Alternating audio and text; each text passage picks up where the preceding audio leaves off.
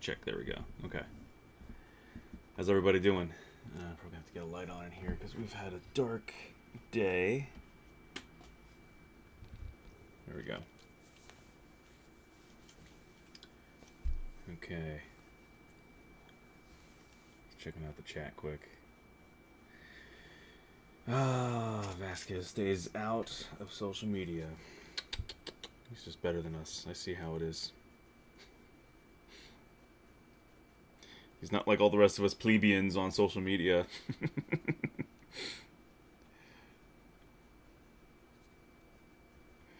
So how's everybody doing? Everyone good? Surviving? You guys getting out, getting some sun? Enjoying some of the hot weather we're having. It's like stupid hot here in California. It's ridiculous.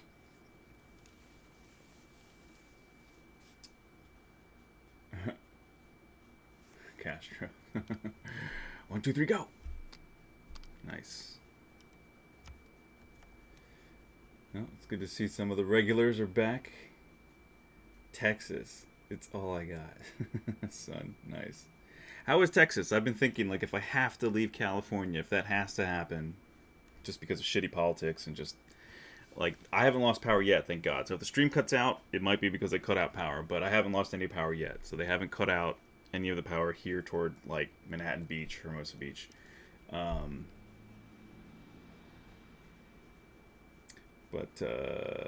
Yeah, Texas is awesome. Not being biased. The biggest temperature ever recorded,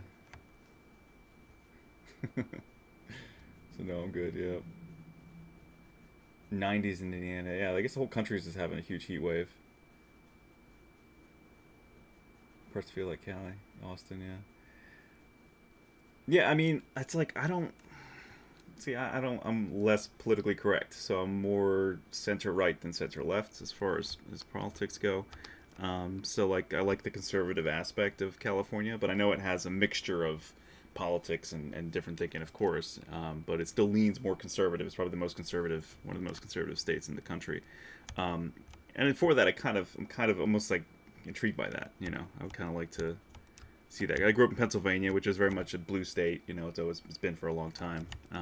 But I lean a little bit more right, like I said. So, you know, kind of like some conservative values and like to see that as be a little bit more of a majority in an environment that I live in, because I haven't really experienced that much. You know, I mean, here and there, pockets of it, of course, and whatever. But anyway, so Texas is appealing if I have to leave California, if it gets to that point. It hasn't yet, but you know, you hear the pundits talking about that all the time, like everyone leave these states, and you know, the media makes it always look worse than it is, because like, yeah, of course there's stuff going on. You know, there's always unrest here and there in any city. You know, you go to the bad part of a city, you got that, but you know, you got danger. But around where I live, it's totally peaceful. It's fine. You know, taxes are still insane and cost of living still insane, but you know, if anything gets worse to the point where it's like someone has to leave, like Texas is probably my next stop. But I don't know. I love living near the water. I love living near the ocean. So it would really suck to have to live just inland in a hot area and not even have any water. So I guess I'd have to live near a lake or something in Texas. You know, I was thinking about moving toward the Gulf of Mexico if we have to. Like if I was just looking at spots in California or in Texas, but everyone, I have a couple friends of mine were just like, no, the Gulf of Mexico is disgusting. Why would you ever want to go there? Blah blah blah. So I don't know. Is the Gulf of Mexico disgusting? Do you not want to live toward that beach? Make Daniel great again. Hilarious. Steady work, diversity. You feel like meth and alligators, you're welcome in Florida. Yeah, I'm not a big Florida fan. I've been to Key West. I mean, Florida seems kind of cool, but I wouldn't want to live there. It seems a little too humid. In Houston, it's a great blend of business. You have conservative business values, fairly humane liberal side of things. It's pretty cool. Yeah, I mean that's what it sounds like. Because I'm not an ultra conservative. You know, I'm not a radical in any way. But I like, you know, I like being around general. If I have a choice, I like being a little bit more toward the conservative side than the far left. As far as the environment around me. What is your choice of software for texturing and specifically UV mapping, UV unwrapping? Maya, really, at this point. When it just comes to auto unwrapping, if you just want to do something fast, um, I'll do it in ZBrush. Actually, I'll just do quick or UV master. But if I need it be more precise than the Maya, is where I go. Um, Galveston, a little gross. Corpus Christi, South Padre, decent beaches. Rhizome UV. I actually have Rhizome UV, but I haven't. It's terrible. I haven't really learned it yet. I bought it a while back, and then I just never got into it. I should, because I have it. It's terrible. I bought it years ago, like 2 or 3 years ago now.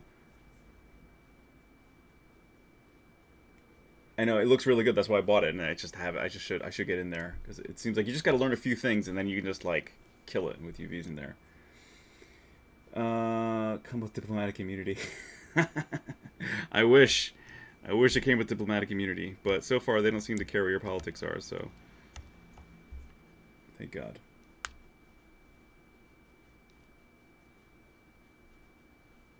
It's great. I mean, they shouldn't care because a lot of the customers, I'm sure, are on both sides of the political spectrum. Um,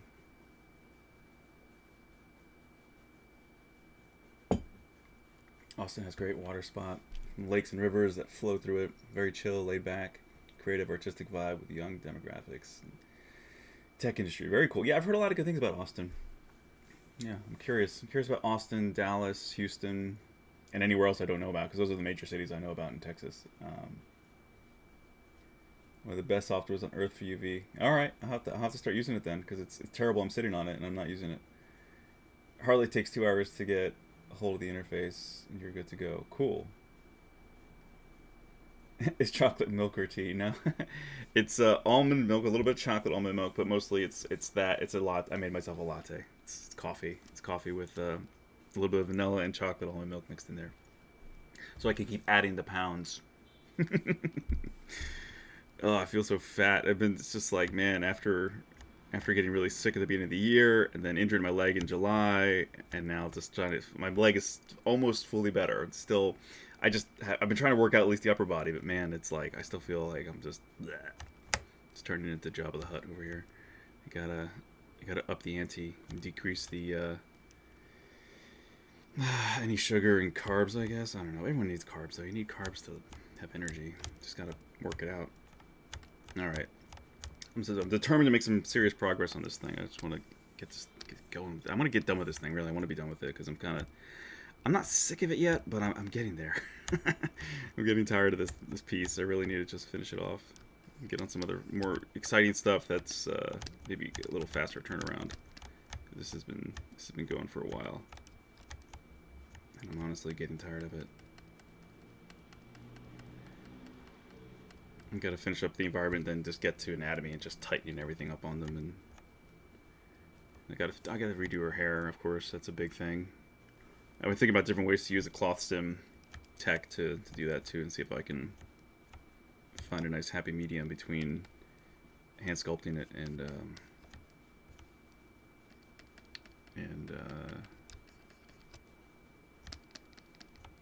simming it.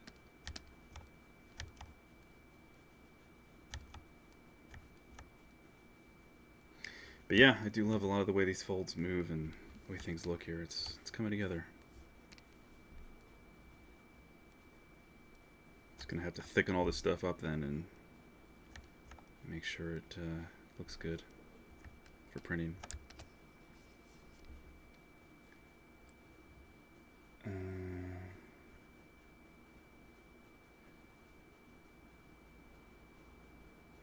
Stopped working out and Corona got triple chin. You do anything fun for my birthday? Yeah, I just had my birthday on Sunday. I'm actually going to be having an actual party because I just had like an intimate dinner with some friends, just a couple close friends, um, in Manhattan, Sunday. And otherwise, I slept in. I finished up a project really late, and then I slept in, big time, like into the afternoon because I stayed up all night working on finishing a project for a friend of mine who hired me to do something quick for him. So I had to do a fast turnaround, so I stayed up all night to finish it in like 2 days. So yeah, I didn't really do too much. I mean, I just hung out with some other friends of friends on the beach for a little bit, and then on Sunday, and then had dinner with my buddies and their girlfriends on Sunday night.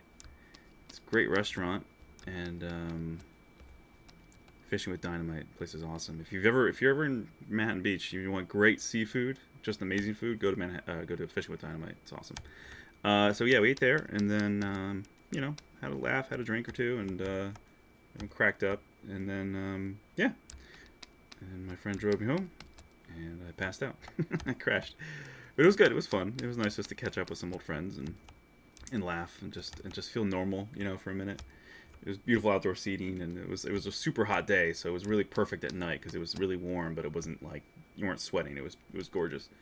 But yeah, Sunday I'm actually gonna have a beach party, I think, so that'll be cool. So this coming Sunday I'm actually gonna have like a get friends together and do something more fun, I guess you could say, or just the whole day of just goofing off. But yeah, big 3-8 man, approaching 40. Scary.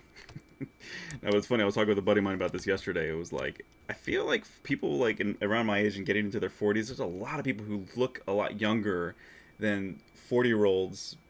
When you see footage of 40-year-olds from like I don't know from back in like the 70s or the 80s even, it feel like 40 doesn't look. Or you find a lot more 40-year-olds who look younger than what I feel like what they looked like when I was a kid. And I don't think it was just my perception as a child thinking a 40 is so old, but I really feel like there's just you see I don't know people look a little bit younger and healthier, and maybe they're just staying more youthful, maybe they're staying more mature. I don't know, but I feel like man, maybe it's just a cultural thing. I don't know. I feel like there's definitely been a change, a shift, a little bit, especially as an artist, like looking out through the eyes of an artist and seeing who looks older, who doesn't. I don't know. 40 looks younger now. I feel like 40 looks better now for a lot of people than it did a while back. Sorry, I'm missing some stuff in chat. How long into a project do you feel you were spending too much time on refining things and not progressing, like weeks, months? It really depends on the project. I don't know. I can't really say that for any one, like a uniform time frame. Excuse me. Yeah, I really think it depends on the project. And if you want something done well, it just takes time. It takes as long as it takes.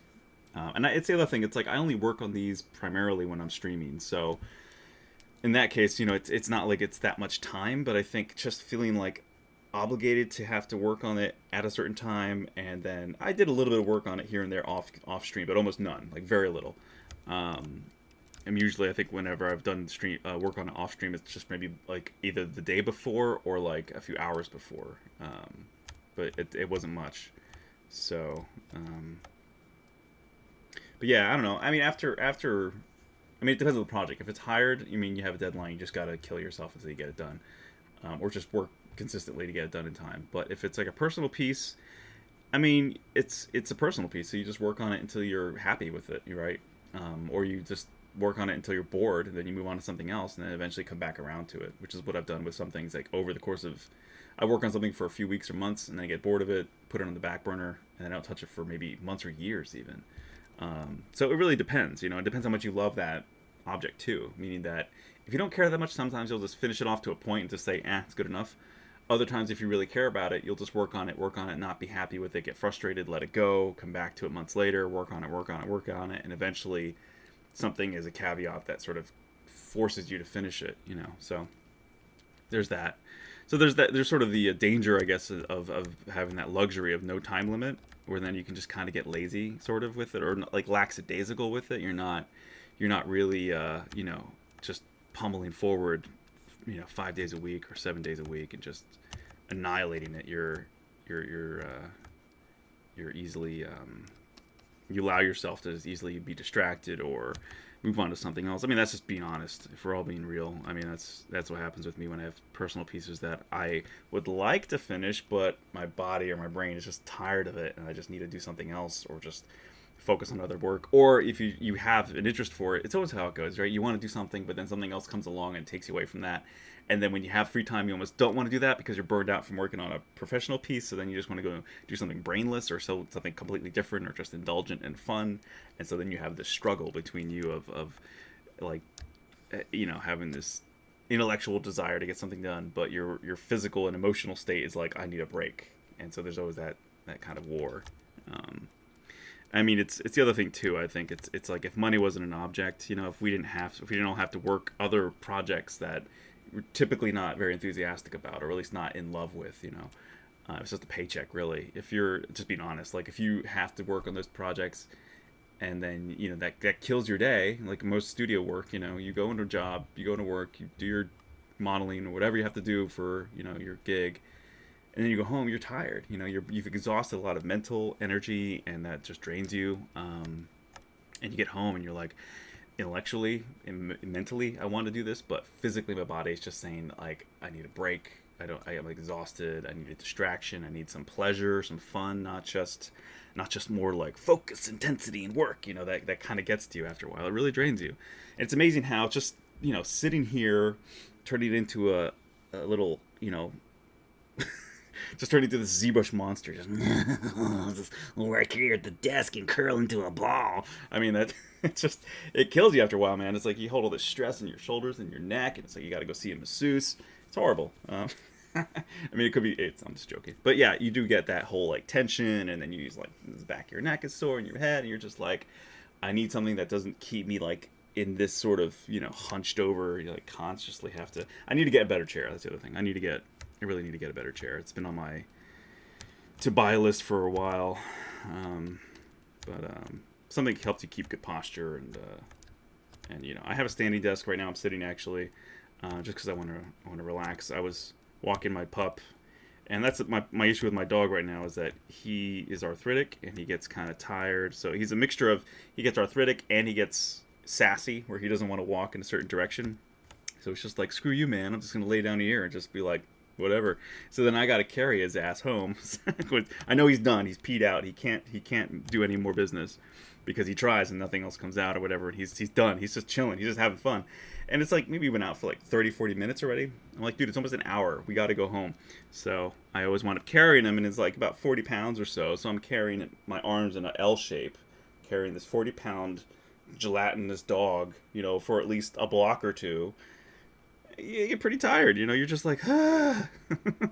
You don't normally, I curl 40 arms, like 40 pounds on each arm, as a good exercise for reps and dumbbells, curls. But carrying a steady 40 pounds, like this, just suspended perfectly for a long period, like eventually sometimes I have to put him down if I'm too tired and let him like sniff around and hang out in some other area, and then let my arms rest, and then pick him up again, and then carry him for like another block or whatever. So yeah, it just you just gotta, you kind of come in here, and I'm just like, I need to sit. I've been standing and carrying a lot of weight for a little bit here, so I'm good. I think it's easier. It's like weird distribution of weight too. It's all in your front, so your back is kind of pulling up, and you're, tightening your core. You're getting a good workout. It's not like I can't fireman carry him exactly. He's not quite long enough, and then I get all his, dirt and junk in my neck, and it's like, I'm just gonna carry him like a responsible dog owner. So, anyway, the life of a corgi, an older corgi. Anyway, sorry, I'm missing all this other stuff. Days, sometimes it's good to put things on pause, do something fun. Personal work should be something you're pushed to do. Something you enjoy doing. Yeah, exactly. Happy belated. Mine's on the 27th. Thank you, Castro. Debating on doing something, but don't want to be vicarious with health issues and all. I mean, this is the thing, man. Survival rate is 99.9%. If your friends are not exposed to the elderly or immunocompromised, and they're healthy, you'll be fine. They'll be fine. That's the reality. And people are way too concerned about that. If you're not around someone who's at risk, that's the thing, though. If they're at risk for anything, they'll be just at risk for the flu or any other disease. Like, everything's just getting labeled COVID because it might seem similar, and it's politically advantageous. But if you're, it should be always like, if you're around anybody who's immunocompromised and you're sick, don't be around them. Like, that's just being a good human being. But if everyone's been quarantined this whole time and taking care of themselves, you guys get together, everyone's consensual and getting together, it'll be fine. But yeah, everyone should use their best judgment, and no one can decide that for anybody except themselves, really. Got a 3D printer, Ender 3. Still new at it. Don't know anything about filaments and whatnot. Will you be streaming the process of getting this ready for 3D? Yes, I will be. Yeah, this is all still sculpting right now. But the main process here will be either Dynamesh and or Boolean, Boolean, live Boolean together, everything, um, and then it'll be segmenting it for printing, figuring out the scale, and segmenting it accordingly so that I can print all the parts in the Form 3. Maybe I'll even see if I can send it over to my buddies at Form Labs and they can do it on a Form 3L, which would be awesome. A really big one. Let's see.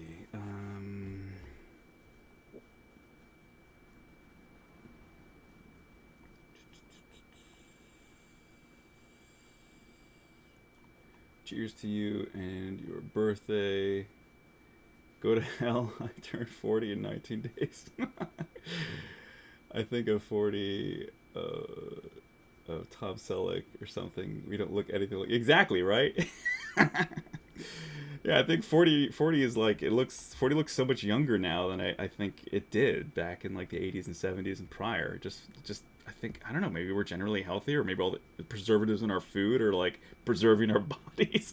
We're like gonna be like a McDonald's cheeseburger by the end of the century. We'll all be dead in our coffins, but look like perfect. Like we'll just be dead versions of what we look like now. The preservatives in our veins. It's horrible. It's funny when I think of 40, I think of Tom Selleck. The mustache. Magnum PI. That was Tom Selleck, right?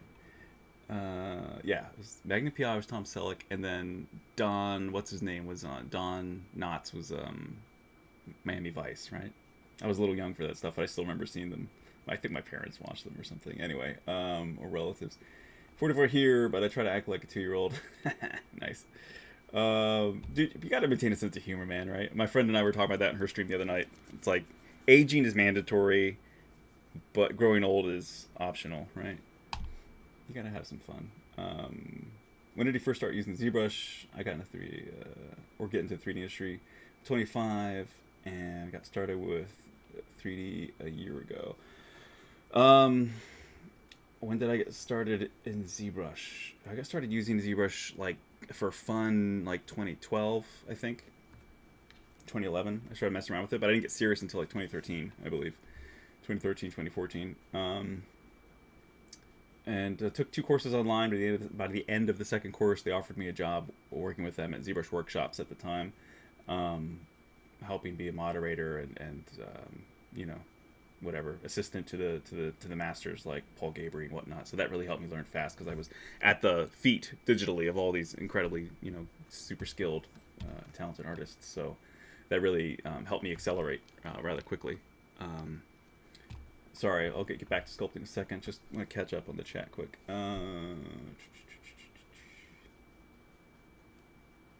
40 is the new things are going downhill from here. At least you're not saying your X years young, yeah. Looks so awesome. Thanks, Scorpion. Scorpion Core Universe. Should have specified personal piece. So start with the ABS PETG or something more exotic. Yeah, I recommend. I agree with Vasquez. PLA is like a super. That's where I started with my FFF machines, like my MakerBot Replicator 2, and even with the Ultimaker 3 extended that I have here. I only use PLA with all that stuff primarily.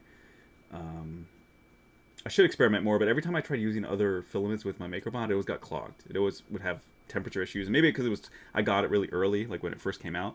So it could be that some of the temperature settings when you set everything up in Makerware was just not tuned right. But yeah, we'll see. But yeah, PLA is a great place to start for sure. What's the best 3D printer for a newbie? Joey D. I mean, you could get... Yeah, that's the thing. I don't know what the new cheap you know, FDM. I like seeing FDM. I know that's like a MakerBot exclusive thing, but yeah, fused deposition modeling, that makes sense to me. It's like a glorified hot glue gun on a gantry. That is a good place to start because the products are so cheap as far as your supplies, your filament. And the printers, you can get some, it seems like you can get some decent ones now for a pretty good price. You're just not an arm and a leg. So you know, I'd start with with an affordable, and if you can see that it's a reliable FDM machine, get one of those. It's a good place to start, you know, and learn the principles. And then, you know, if you're ready to upgrade to something a little bit more professional, where you have just a nicer finish to your model, like an incredible resolution detail on on a Form 3, then, you know, if you want, sell your FDM machine and use that money to put toward the Form Labs machine. Which, by the way, for anyone who would want to buy a Form Labs machine, I can get you $250 off if you want to buy a new Form 3. Just let me know. I can give you the code, and you can save some money on that. What else? I have some projects I just don't want to finish. Constantly go back and find I can do improvements here and there. I know that's the thing. Like even like with writing, right? If you're writing a book or even maybe some music, you can always go back and kind of get stuck in infinitely editing and re-editing and rewriting and just like polishing and polishing. You're always going to see something wrong with it.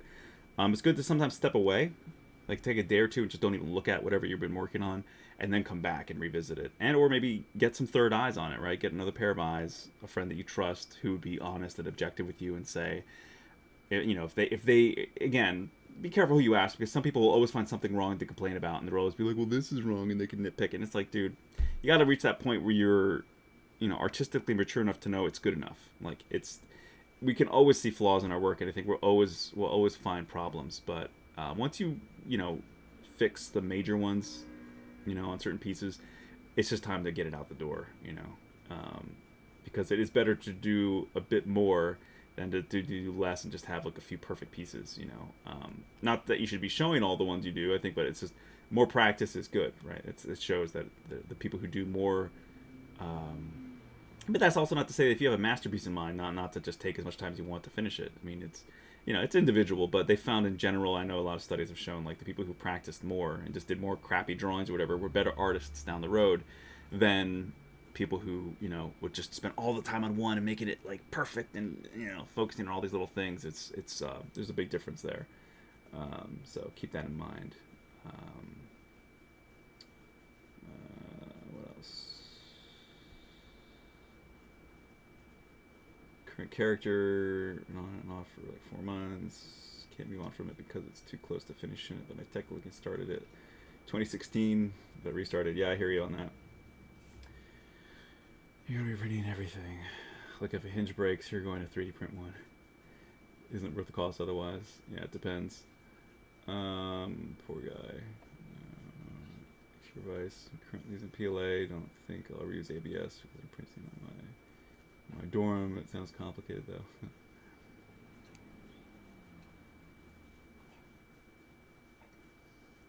Just think up your plates. Yep, good ventilation is key. Totally. Hey, buddy. The corgi has come to say hello. Hey, buddy. Hi. Excuse me.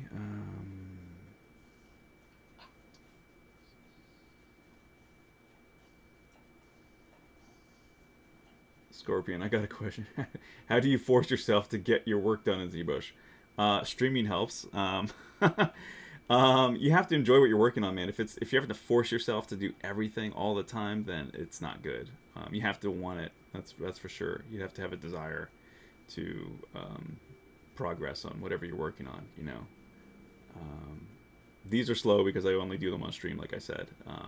Other pieces too. It's like I get very ambitious with my work, so sometimes it just takes a while because it's very ambitious usually, and I'm always trying to up my game. And you know, if I have time to work on a personal piece, I usually try to go to an insane level of detail with it, because I usually care about it that much, or I enjoy it that much. But depends what it is, you know.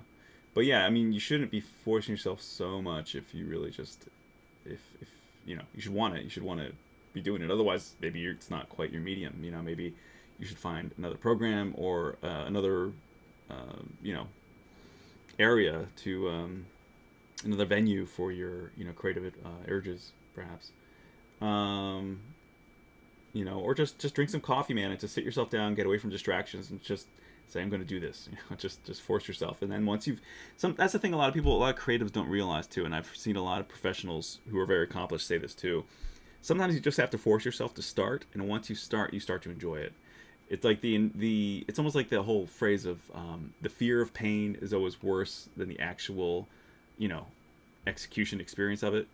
It's not always true, I think, but in general, like people are usually more afraid of like getting an injection because of the needle rather than the actual pain. But it depends on where the needle's going, I guess. But there's that, So I think that is that same in that same mentality. If you're apprehensive about starting work on a piece, you just got to force yourself to do it, and you'll get there. You'll start to enjoy it. So yeah. Anyway, sorry, so many things here. 80s and 90s weren't kind to the 40s.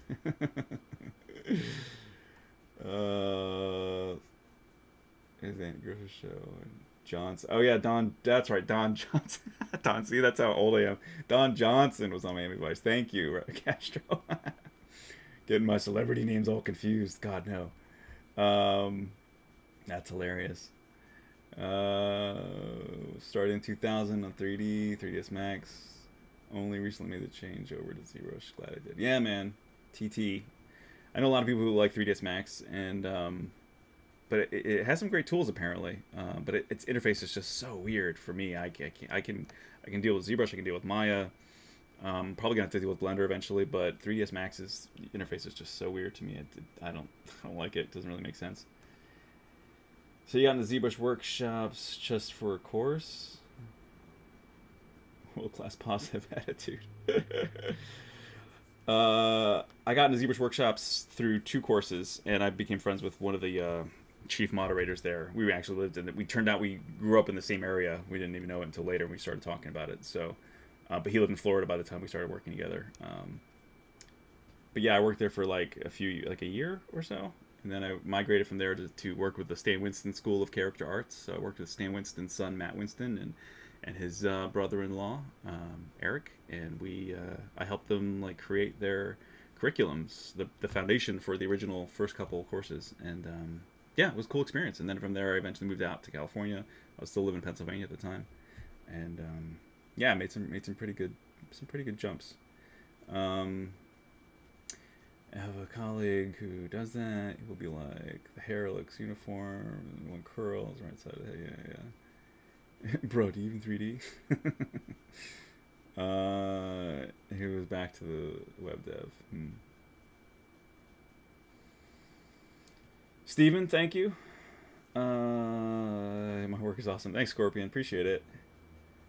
That looks so well made. Endless doggos. Thank you, Endless Doggos. We're getting there. Sorry, I've been answering all this chat here, so I should get back to this. Sorry. Okay, so yeah, thank you. It's still very early. The anatomy's fudgy, and things need to still be figured out here. So like, yeah, like right now, let's isolate this for a second. Like this whole thing needs to be tidied up a bit.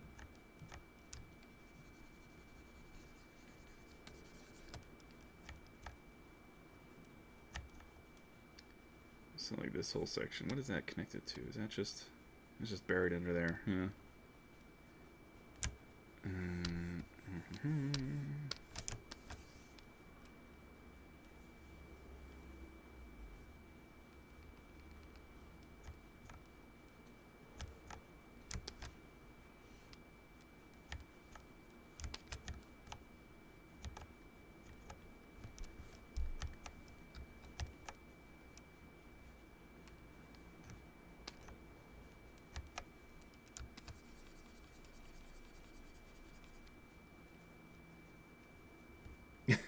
I don't even know how to turn a cube into a sphere. Subdivide, typically, if it's quadded. So Endless Doggos, what do you do? Are you a budding 3D artist? Or are you more of a Photoshop junkie? Do I do portfolio reviews? What do you look for in someone's portfolio who is trying to get into the industry? Sure, I can do portfolio reviews. I always feel so. I guess I shouldn't, but I always feel kind of funny when people are like, "Do you do a portfolio review?" Um, but yeah, of course, I can give you any critiques. I mean, it depends what part of the industry and what you want to do. You know, I mean, like there's a portfolio for a character artist should look very different than a portfolio for an environment artist, obviously. And you know, if you want to focus more on animals, do you want to focus more on people, human characters? Do you want to do both? You know, you want to do all kinds. Do you want to do hard? Can you do hard surface and organic, or do you have a focus? You like obviously my lean is toward organic. Um, I'm not as attracted to doing hard surface in general, but I can if I need to. You know, if someone says like, oh, there needs to be a piece of armor here, or this needs to be a weapon, there needs to be a certain kind of weapon, whatever, I can do that, no problem. I'm sure I'm not as fast as people who are experts in that, who just love it and eat it up. You know, that's their thing.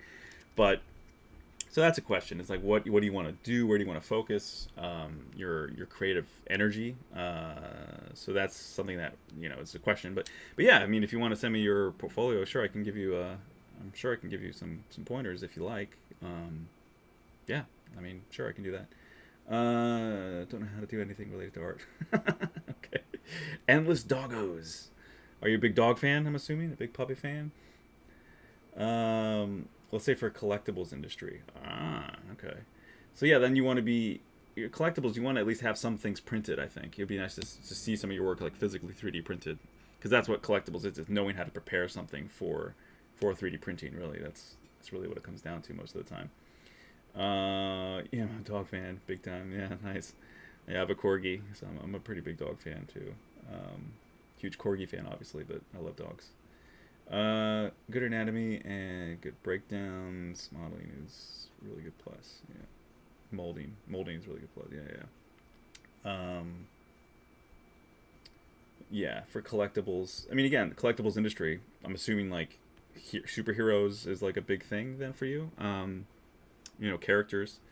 Yeah, I mean, just having a portfolio that shows your character work. Obviously, like you understand like. Yeah, like Vasquez says, good anatomy, of course, is like fundamental.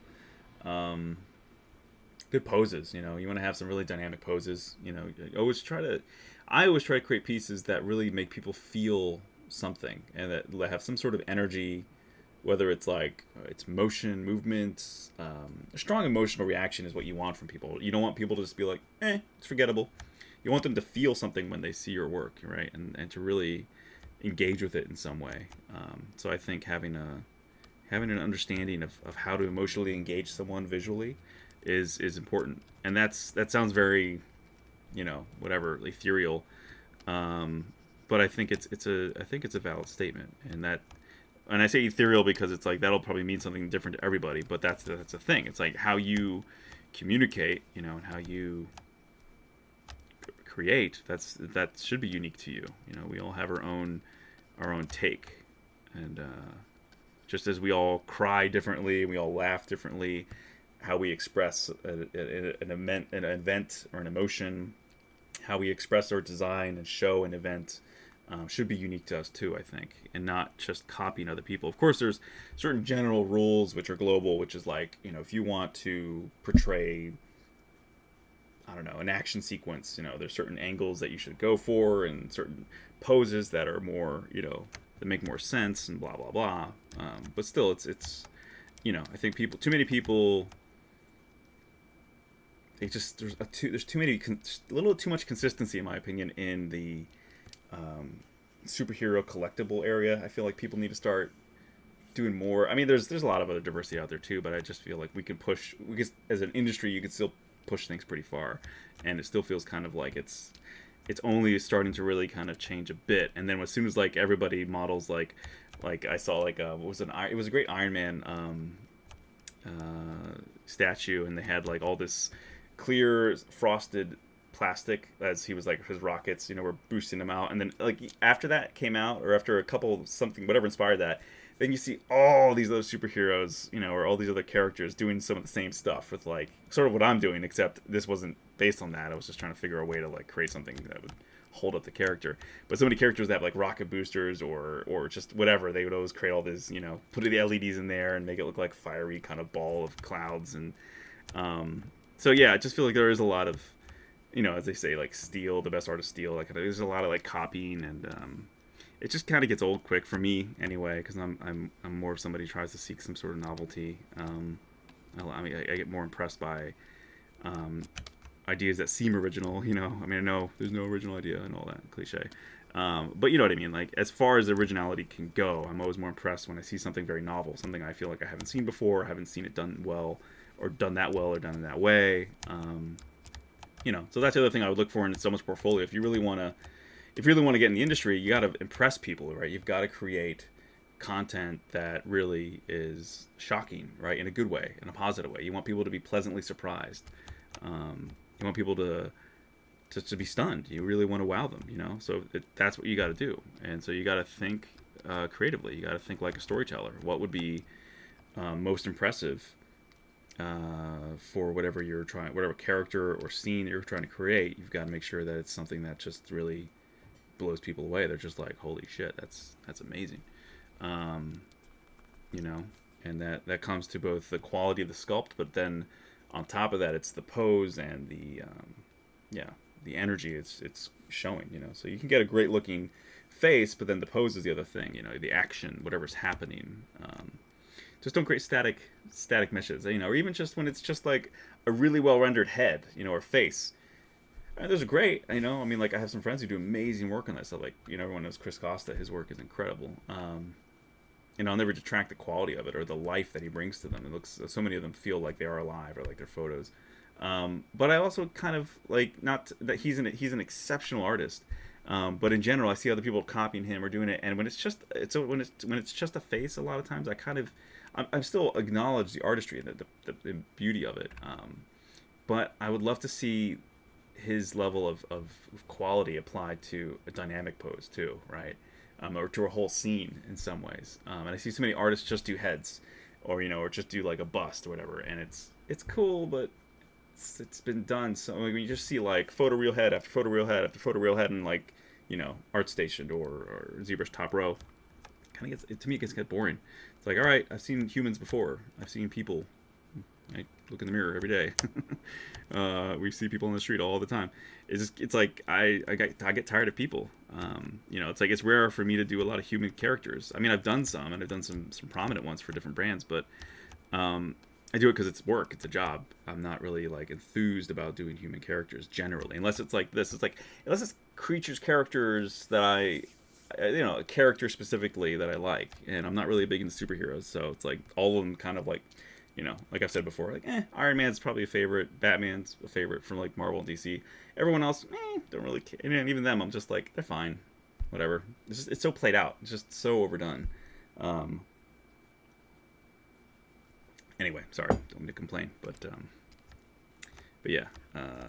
So I like seeing other things. I like seeing other. I mean, the animal kingdom is so huge when you think about all the species that are out there, and we always do a lot of the same ones. Even for dinosaurs and whatnot, like a lot of the same T-Rex and raptors and the same kind of sauropods. And there's so many other species of animals and dinosaurs out there and creatures. Even still so many insects and other animals alive today that we just don't. We don't see a lot of people doing a lot of that other stuff. There's one or two artists who are really good at insectoids, and then there's just a ton of people who don't touch it. So yeah, I would just like to see more diversity in the creative challenges that people take on. I just feel like there could be a lot more quality and a lot more diversity of thought and ideas put out there. So if you really want to stand out and get a job fast, I would say do things that are unexpected and that a lot of people haven't done, but you can still see how they would apply to areas of because you got to realize too, getting in this industry, it's like, if you're going to be a modeler, you're going to be taking orders from someone else saying, here, here's a piece of paper, concept art, make that. You're not going to be given a ton of freedom necessarily, unless you want to become like a concept artist, really. 3D concept artist it's a gig, and I've been lucky to get that gig a couple times, but I don't really market myself as that, and I probably should, I guess. But like I said, I'm trying to move away from, eventually here, faster than probably I'm doing now, but I want to move away from just working for other people and to start really, pitching myself as a writer-director, which is why I'm working on my short film and some other pitch pieces. because I really want to be a storyteller. I want to tell dynamic things in motion. I don't really just want to keep creating static meshes for other people, based on other characters. I mean, it's a way to survive, and I'll do it as a way of making money for sure, and I'll do it well. But my heart is elsewhere more than ever, as it's been for a while. But it's a great way to make a living, But you got to make sure that this is what you want too. That's the other thing. You invest a lot of time into it. Hopefully that if you like, for me, I'm moving into an area that's tangential to this, but it's very rooted in connecting with character design and scenery, right, and creating storytelling in some way. But if someone's going to grow discontent with creating for a company or for other people, you better know ahead of time then that you may not be happy doing that, and you might want to invest more time in figuring out where you would be most happy, so that you're not miserable, because you'll find a lot of younger people who go to work for Disney or DreamWorks, and they think that that's what they want because they see all these great behind the scenes videos of people drawing characters or sculpting characters, and not realizing that a lot of times, if you're not the concept artist, you're just paint by numbers, right? You're just being dictated to. You're just saying, do this, do that, do this, do that. Here's some grunt work, do that. Here's some trees that need to be modeled in the background, or there's a log, or now probably less so because we've got more access than ever to things like pre-made work like Turbo Squid and Quixel's Megascans and all that. But yeah, I think it's important to know what you're getting into and to know where you want to be, and what you want to do. Because to have total creative freedom in this industry is kind of a rare thing. So if you're really big into superheroes and you can just imagine yourself, doing all XYZ superheroes over and over and over in all these different poses, and recreating them.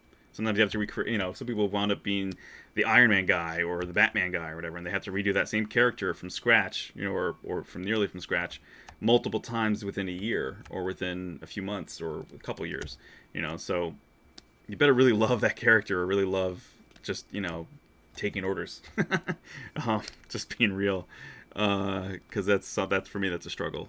It depends on what it is, of course, but I just superheroes. I'm so sick of superheroes. Honestly, it's so done. I'm tired of them. I was done before Infinity War or Endgame, whenever that came out. Way done before even that.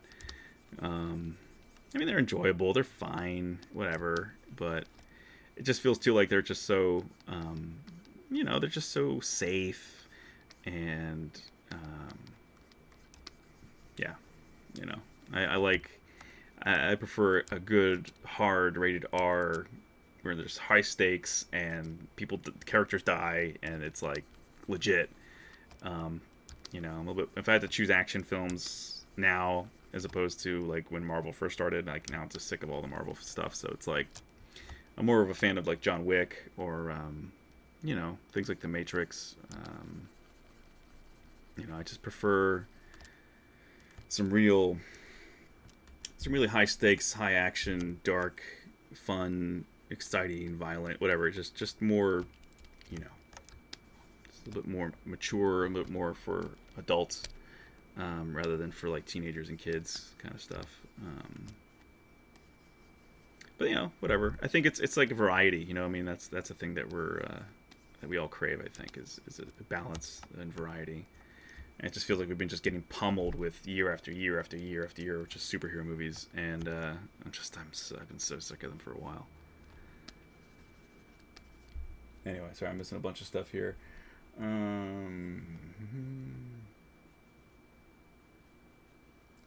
Technical level, control stick man. Kind of like this sculpture of yours. Yeah, it looks amazing. Thanks, Duke Pablo.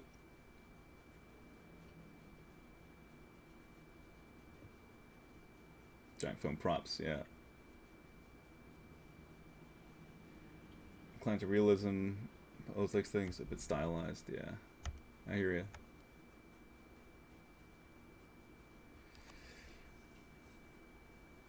Comes a photorealistic some composition. Uses my box though.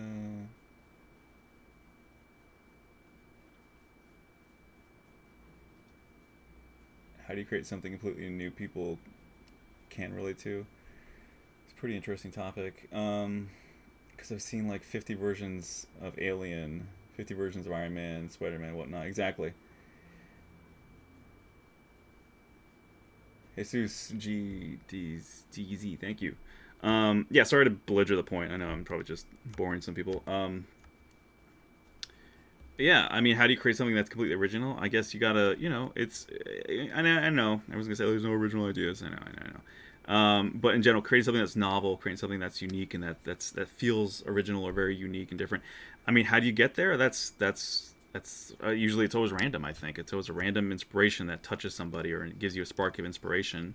You know, I think it helps to sketch. I think it helps to whatever that looks like for you, whether it's sculpting or if it's going out and looking at nature or the world and then drawing a quick sketch, or even I remember back in the day we would even do exercises where I remember I think one of our because I did double major my last year and a half in university before I dropped out, but one of my professors said, all right, everyone has to draw this line and then everyone has to create something from that line. So everyone had the same starting point, but then everybody created totally different things. I mean, of course, sometimes a line looked like, like the S curve of the spine or something beautiful, or like the curved kind of the line sort of formed like what most people would see as like, oh, that's the shape of an arm or something. But then the arm might be in the same position, but then the rest of the body was doing something completely different, or whatever, or it would be an animal, or but that's a great exercise, I think, maybe for people who are like, I need to come up with something original, but I really don't have any direct inspiration, but I want to create something new and exciting. You kind of carrot yourself, or you give yourself some sort of footing, some sort of creative ground to stand on, and then just build off of that. So maybe, I mean, you could, if you want to talk about 3D, you could just start in Dynamesh and just start pulling things around and re-Dynamesh until you have like an interesting form, and then say, huh, that kind of looks like this. Or kind of give yourself some parameters. Say, I want to create a character or a creature, and it has to be in this sort of style or this kind of period or this type of skin texture or whatever. Like, give yourself some sort of like concrete barriers creatively, and then just work within those bounds, and then let it grow and find a life from there. I mean, that's something you could do. You know. Da-da-da-da. What else?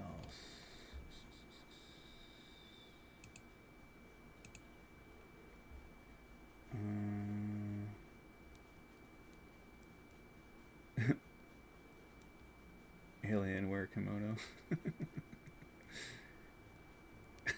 Cultural appropriation is the real horror. In space, no one can hear you tweet. That's pretty good.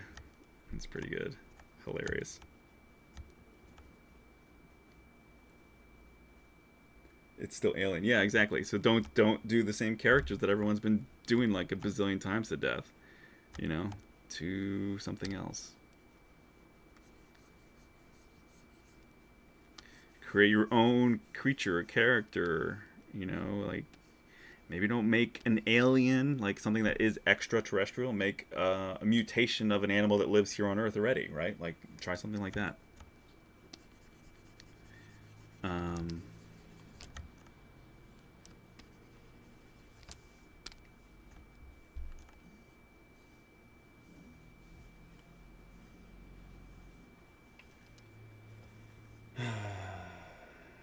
Solving someone else's concept right now. I'm doing my own stuff, so thanks for sharing your point of view. Thanks, man. Well, glad someone agrees. I think a lot of artists feel that way. I mean, some people too, though. I've met some artists who are just really happy to say, no, I'm happy to just to do work for other people like that. And that's fine. I'm not trying to knock them or say that anyone's better than anyone else. It's just everyone's got different appealing options. But for me, I'm just somebody who thinks a little bit more independently and doesn't really like. No one, I don't know that anyone really likes authority. I mean, maybe some people do, but like no one really likes being told what to do. You kind of want to do what you want to do. But it's nice to have some direction. It's nice to be like, all right, we need you to do this, but you can still have autonomy. You can still have some creative freedom. We trust you we like your style enough to trust that you can do something good, but we'll check in when you're like 25% in or 20% or 15% in, so that we don't have you going in a completely different direction than we want you to go. But just depends on what the project is. But yeah, I think being a, you know, 3D concept artist is probably a bit more fun than being the production artist, honestly. But I think I've been more of the production artist and modeling for product than anything else in my time.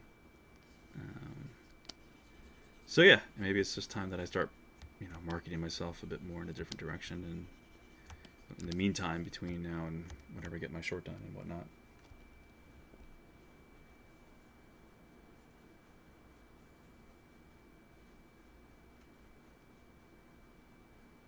Mm-hmm. Yeah, Vasquez is correct yet again.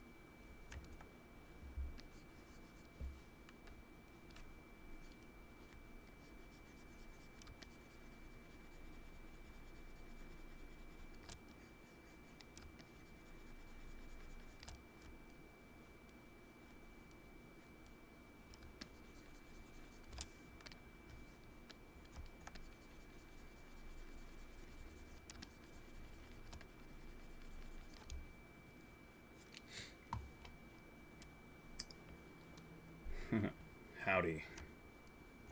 Howdy. Just saw a supercut of I think they were advertising HBO Max, and I saw a supercut of all the most popular catchphrases from South Park. It was pretty funny. Okay. Respect my authority. Oh, autosave.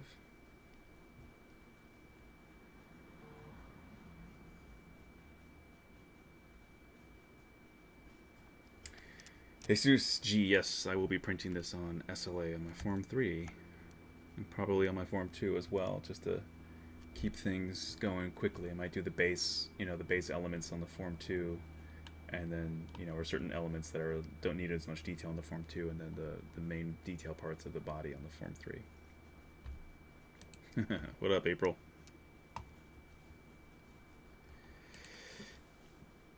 Excuse me. Yeah, Duke. Yeah, it's exactly. I was thinking about that too. Like, if Giger had ZBrush, man, what would he be creating? It'd be nuts. It'd be awesome. I'm sure it'd be very cool and very creepy.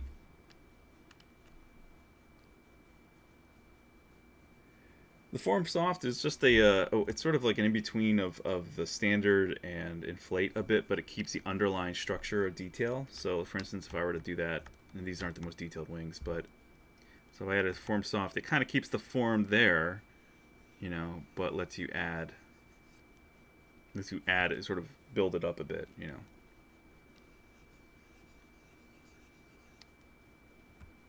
So that was the Form Soft there.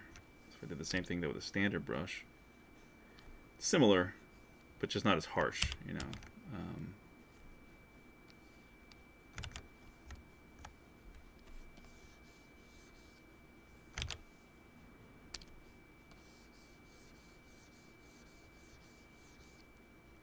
It seems to do a slightly better job of, a significantly better job of keeping details there while you manipulate the surface like you would with the standard brush, but not as aggressively either. So yeah, that's in general what it does.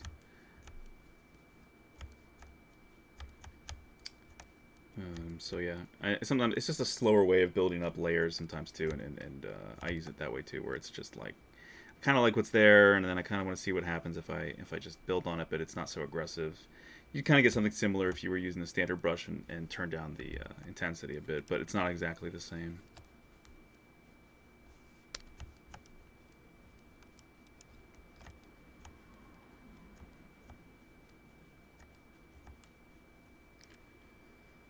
Yeah, no worries.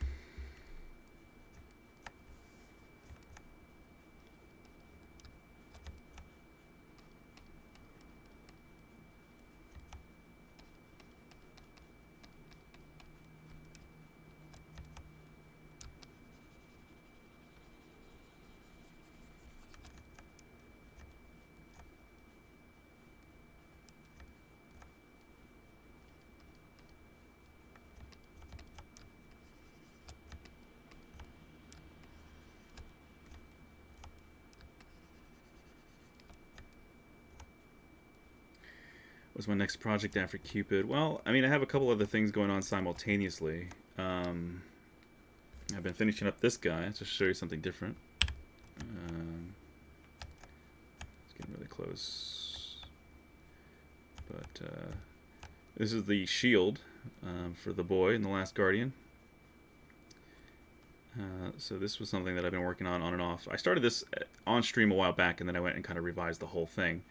But I'm pretty happy with where it's at now. Basically, its modeling is pretty much done. I just have to UV it and then add a whole bunch of maps to kind of give it like a scuffed up, like gem sort of material to it. So it looks like an emerald or a some sort of somethingite, whatever mineral or gemstone it has a kind of a greenish. It's not. This is just solid color right now, obviously, and perfect. There's no scuffing up to it. There's no disruption to it yet, but it's very clean. What's the matte? It's not a matte cap, actually. It's what is this material? What did I use? I used the reflective. So what is that? I used the reflective. What is it called? Reflective map 2. I used that, and then I tweaked it in the materials. I think I actually modified its materials a little bit. I think just to make it pop, and then I think I added a light. Yeah, I just added an extra light and just sort of position the lights around just so it gives it a really reflective kind of crisp sort of emeraldish like look to it. It's just a more reflectivity. But yeah, so this is the near complete shield for the boy. And then this will be printed for real as well, at real scale. So there that is. And there's the handle. The Trico's kind of eating the same thing or puking to each other or whatever they're doing. That's what it looks like on the OG thing. So got to add some little spheres for their eyes, but that's pretty much, this whole thing is pretty much done. Just got to UV it, decimate it, and then this will be all clear. So I did some modeling of this or rendering of it in Keyshot. I can show you those images quick too.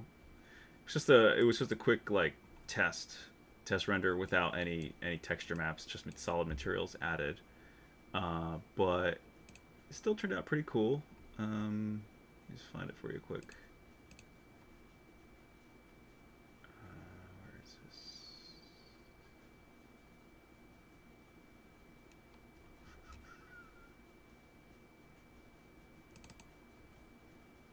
Okay. So there's this one. I thought this was pretty cool because they gave it like a gemstone material, like an emerald material, I guess. And then I tweaked their properties in Keyshot. So you got transparency there, and it will need to be. That's probably when it will be printed. It will have sort of this sort of quality to it for sure.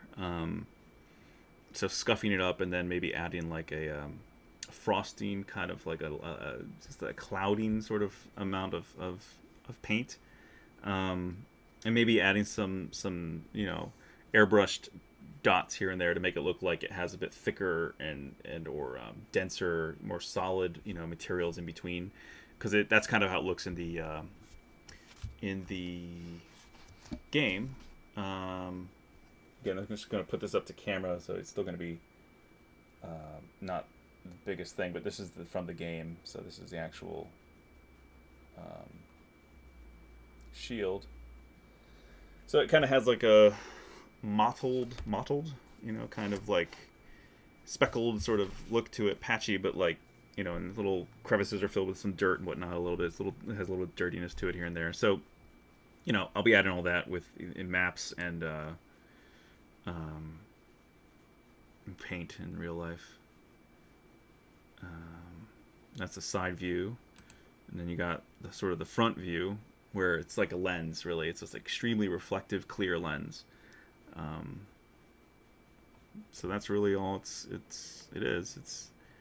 It's deceptively simple, and yet it was a hell of a lot of work and time figuring out all these different shapes and kind of reverse engineering it. And it's still not perfect. Like some of these areas in here need to be like raised a bit more. It's like in between those grooves, they should actually be like stair stepping up a little bit, and some should be stair stepping down a little.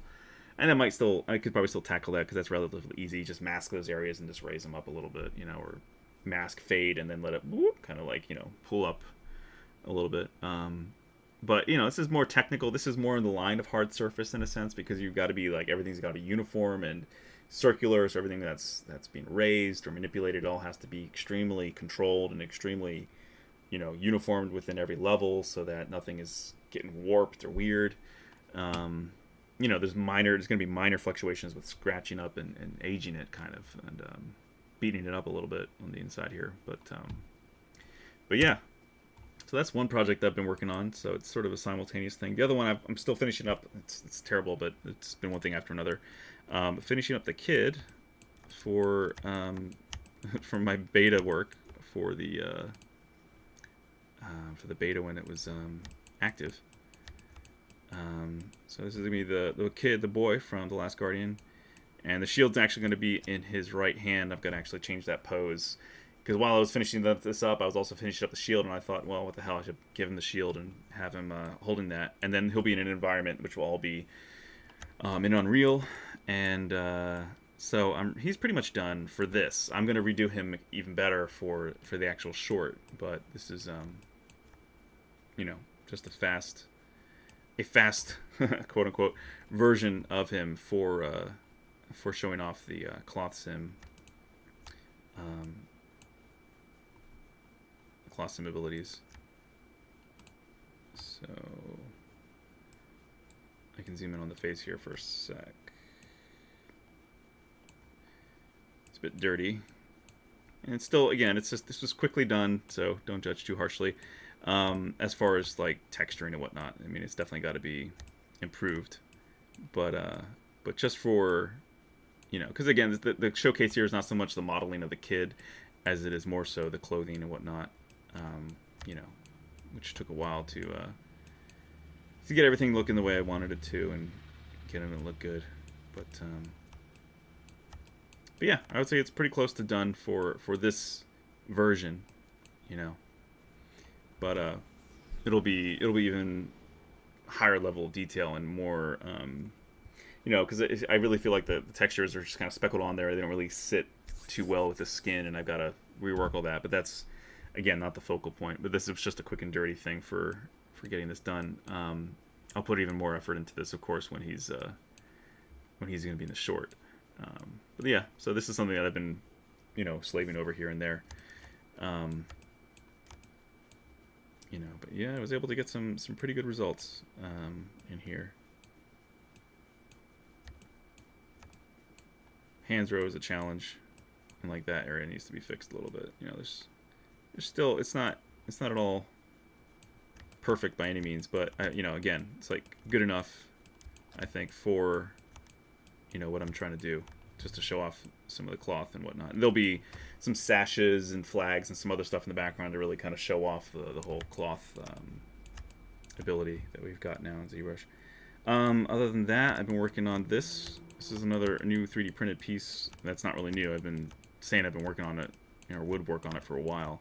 This is the internal skeleton for a dolphin that I'll have articulated. So that's the internal stuff. I actually did a test print the other day, and I found some. It's always a good thing to do test prints because you always find some flaws. So this is all engineered in here, and so this is the lower jaw. But as I found, as I rotate it, it starts to sort of unwedge itself from these joints. So I've got to create like an internal sort of pin. Maybe not a pin that goes all the way through, but just like nubs that come out from the side and then have recesses in the female part so that when this part comes out, so there's the lower jaw, if you can see that. So that's the white part you see on screen. So when that inserts into the skull, essentially, when I close it, it works its way out a bit, or when I open it again, it starts to work its way out of the, at least it did. Maybe it's actually hardened a bit more even, but But yeah, so there's that, and this has rings. As you can see that ring around there. So this is one of the rings that sort of locks into these parts, except it's a little too loose, so it doesn't really compress the hinge joints. So I'm going to have to reprint that a little bit tighter so that the tolerances are um, adjusted. Because this is still a new material for me. This is Tough 1500 from Formlabs. So this ring here should be compressing this joint so that this ball joint is really secure. And they're secure enough to like move like this, but I think I'm really going to need these rings to really compress them because they're going to be encapsulated in this skin, and I don't want the skin to be too strong where it's going to pop them out. So then you have to be constantly pressing things together with, this. And also this scale, it's a little smaller than I'd like. I kind of wanted this to be probably around a foot long. So unfortunately, I'm going to have to cut it in half and then see about. I'm going to do an experiment too on a smaller version of this too. First, just like two pieces to see if I can laser weld or resin weld, whatever you want to call it, this resin together. So I can take two pieces that are separate, put them together, and then put some. So they've been cured, they're finished, or maybe just after they've been printed, I guess. Then you put some resin in between the two of them, put them together, and like acting like glue, and then use a handheld 4 or 5 nanometer wavelength laser to cure the resin, so that these two parts will be welded together, so like glued together. So then either I can do it that way and have a slit running down its median line, so like all the way down across here, so that I can insert the internal skeleton that way. So there's a couple ways I could do that. I could model that slit, or I could actually just create a hollow cavity and have an opening here and here for air to vent out, and even in the throat, and then print it as one, or as two pieces welded together, and then cut open the with an X-Acto knife, just slice the whole thing open, so that it really will come back together very easily. And then because I think that might be the best option actually, than modeling a slit where you're hoping it doesn't seal itself by accident. And then I can insert the skeleton in there and then sort of seal it up once it's all in place. So I think that's the goal. It's ambitious, it's kind of unique, but I want to create as much of a monocoque, kind of just one body, element there as possible. So there's some of the other projects I got going on right now, amongst other stuff for the short film and stuff for Echo and whatnot. So yeah, so there's a lot of stuff that's like, I guess you could say it's next, but it's already happening. It's in tandem. So there's not like one thing I focus on and then another thing. It's usually have like 5 or 6 things going on at the same time, because I just like to think.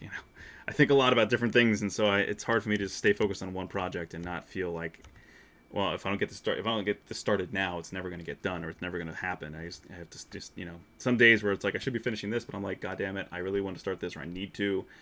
F it, I'm just going to start on it now. At least just start something, and then just get it moving, and then eventually you start building up momentum. And then some days you're like, I really got the time and energy, I'm going to focus back on this, and then you kind of just spread out the love. You just sort of bounce between different projects, and that variety kind of keeps things interesting. So then I don't really get as bored with certain projects as I might have if I only was focusing on that for 6 months or 3 weeks or whatever the amount of time is it takes to work on something. So anyway.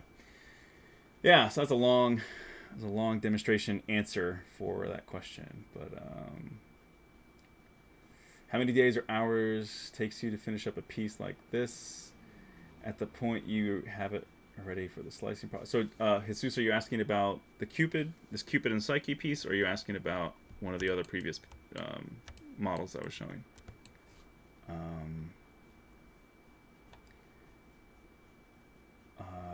You use Maya to UV the shield. I will. Yeah, it's not UV'd yet, but yeah, I'll probably use Maya to do that. I mean, I could probably use ZBrush too, though, because it's going to be so simple. It's just projection, like straight on, whatever. I could probably do it in here just fine too, but we'll see. Sometimes I'll when I don't need to UV with exact precision, I might just do a quick test in ZBrush, and if it works well enough, I'm like, yeah, it's good enough. Just do it in there, touch it up quickly, and then it's done.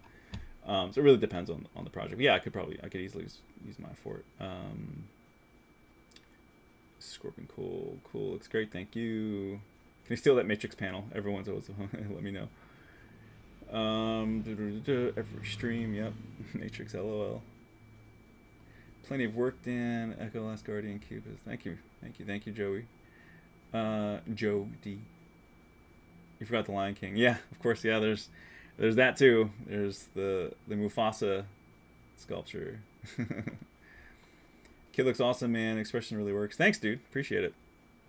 I was trying to go for that. Just not too extreme, but not too dead either. I just wanted to look concerned and alive. Urgent matters afoot. Wait to watch this beta. That's cool. Joey D, not sure what you mean. Dan, will we get to watch this beta? Oh, okay. Well, the beta was for. I mean, the work that I was doing on the kid was for the beta of this version of ZBrush. I just wasn't able to finish it in time because I was being too ambitious. So yeah, I mean, you'll get to see the end results for sure. I'll be finishing it up probably this week or next week. So should be done, and then everything will be rendered out publicly so that everyone can see what it looks like in Unreal. I might do a version of it maybe in Keyshot too, but I think I'll start with just Unreal. I have ArtStation, yes, but I never really update it. It's just too many things to update. It's like Facebook and Instagram and Twitter and ArtStation. I mean, I should probably stop really focusing much on. I really don't focus that much on Facebook. I just repost something or share something very quickly and then I get off. I don't really spend a ton of time on Facebook really, but I should probably spend some of that more time on ArtStation, I guess, just posting more there. I don't know. Very nice stream as always, Daniel. Thanks for your time and knowledge here. Of course. My pleasure. Hussein, can't read that. Sorry, it's not in English. You use just ZBrush or anything else for 3D?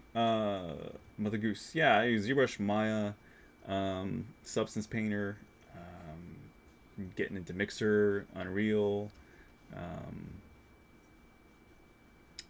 What else? I mean, I just downloaded World Engine. Gonna be learning that soon. I mean, I have Marvelous Designer, but now with Cloth and ZBrush, I mean, I may not be using Marvelous much. I should also mention, of course, I forgot, because my friend originally, she modeled the original clothes for the boy in Marvelous when I was originally going to just try to rush to get this done before I even was invited into the beta. And then they showed me what they could do with it, and I was like, oh man, this is perfect. So she gave me the static T-pose, so it was already like a certain way. Then I remade almost all the clothes, essentially, but I want to give her credit too, because she was definitely helpful in showing where seams should go and how it could function really as a set of clothing. So my friend Julie.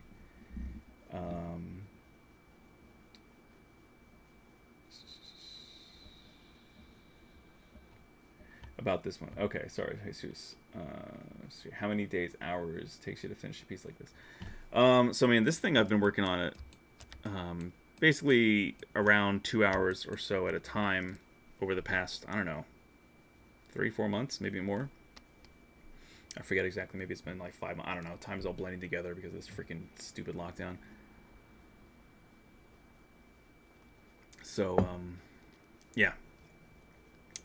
So I don't know. I mean, maybe collectively, if you just took all those 2-hour chunks and put it together, I mean, maybe that would equal like, I don't know, a couple weeks. I guess maybe not even that. Probably not even. Maybe not even a couple weeks. Maybe a few days actually. maybe. Yeah, because I mean, you're talking about like 2 and 2 and 2 and 2 and 2 and 2 and 2. So maybe even a full day. Maybe 24 hours worth of work on this. Maybe. So it's not that much, really.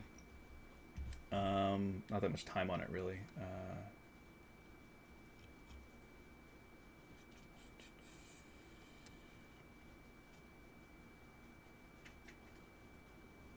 How much have helped you the new version of ZBrush 21? What's your opinion so far about the software related to 3D printing world? It's like 4 months, yeah, something like that. Yeah, so I've been working on this on and off for 2 hours each stream for 4 months, I guess. So, yeah, whatever that means. So, like, twice a week or once a week, depending on the week, depending on the month, because sometimes I'd work on Mufasa, sometimes I'd work on this. So yeah, like I'm saying, maybe a day's worth of work, maybe day meaning literally like maybe at this point maybe like 18 hours, maybe give or take, probably maybe a little less, maybe a little more. Realistically, yeah, that's probably what it is around there. So not an insane amount of time on it really. Um, what kind of PC specs would you need? For ZBrush, nothing that crazy really. I mean, it has an optimized option now, which is even better. Helps it run smoothly on all kinds of machines. My specs are pretty high up there. I built myself a decent PC last year, but I mean, you can run this on a relatively modest machine, and get some great results with ZBrush, for sure. Probably won't be able to subdivide as high, of course, but other than that, you can sculpt, pretty well. So I would say, I mean, check the information on their site, because I really don't know it off the top of my head, but I would assume, if you got a minimum of 16 gigs of RAM, you probably want at least 32 or 64 gigs, but probably 16 gigs would be more than enough. 32 would be better.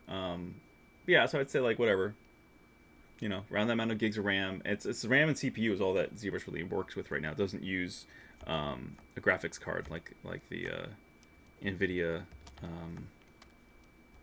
2000 series or whatever. Or now 3000 is coming out soon, which looks awesome. So yeah, that's really it. Just have a multi-threaded core. The more cores you have, the faster it'll run. I think I have 10 core in this machine, but there's people who've got insane numbers of cores, and I think I have 10 or 12. I forget what it is, but whatever. It's good enough. And then I got the RTX 2080 Ti. Those memes that people have been making are hilarious. They're using all these different footage of people cracking up telling stories or whatever, or people being so disappointed because they spent X amount of dollars on a 2080 Ti, and then now that the new one's coming out for like less than half what the 2080 Ti costed last year. It's hilarious. I don't regret buying it because I've gotten some use out of it, and I've really loved having it, and it's not like I'm going to get rid of it if I get the 380 or 390 later this month.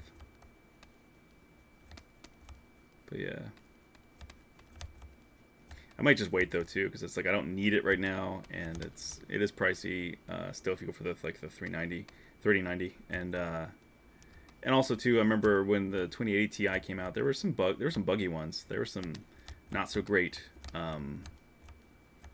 versions of it that had to be like filtered out, so you might have I try not to be an early adopter for most tech, because you always have the problem with early adopters is that a lot of times there's bugs to be worked out still that don't happen until they've come to the real world, and then people discover and they really put it to the real test. Then they discover issues with it, so it doesn't hurt to wait a little bit. We'll see. I might just use regular move for this. Yeah, it's better.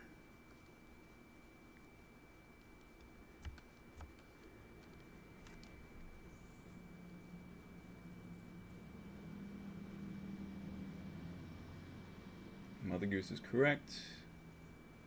Yep. Totally, you'll have multiple programs open, yep. Stress about PC or Mac, looking at graphics cards. Yeah, I would say go for PC at this point. Mac is just not innovating enough, not for the price anymore. I used to be a Mac guy. I used to love Mac, and it was only Mac for a long time.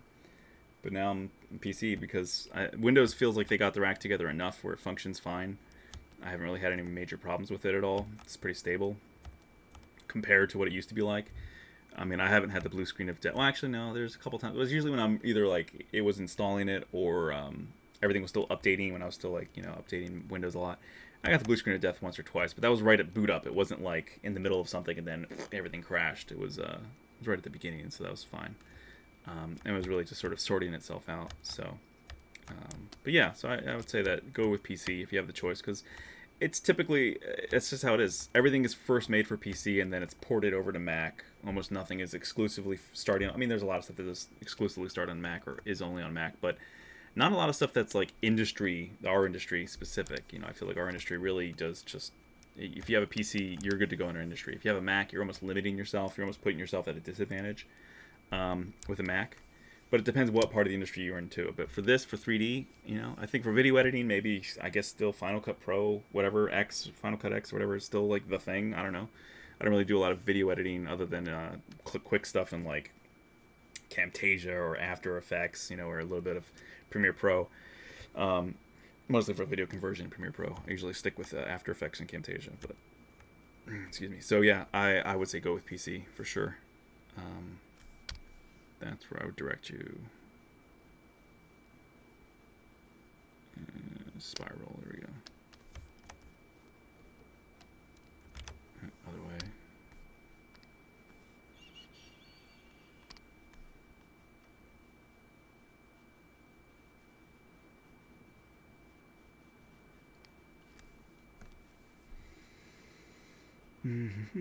Do you play games on PC? A little bit, Fluffy Panda. Yeah, I need to get. I keep saying I will do it, and I just haven't because I play more. Honestly, when I do play, I don't play a ton, but when I do play, it's on my PS4.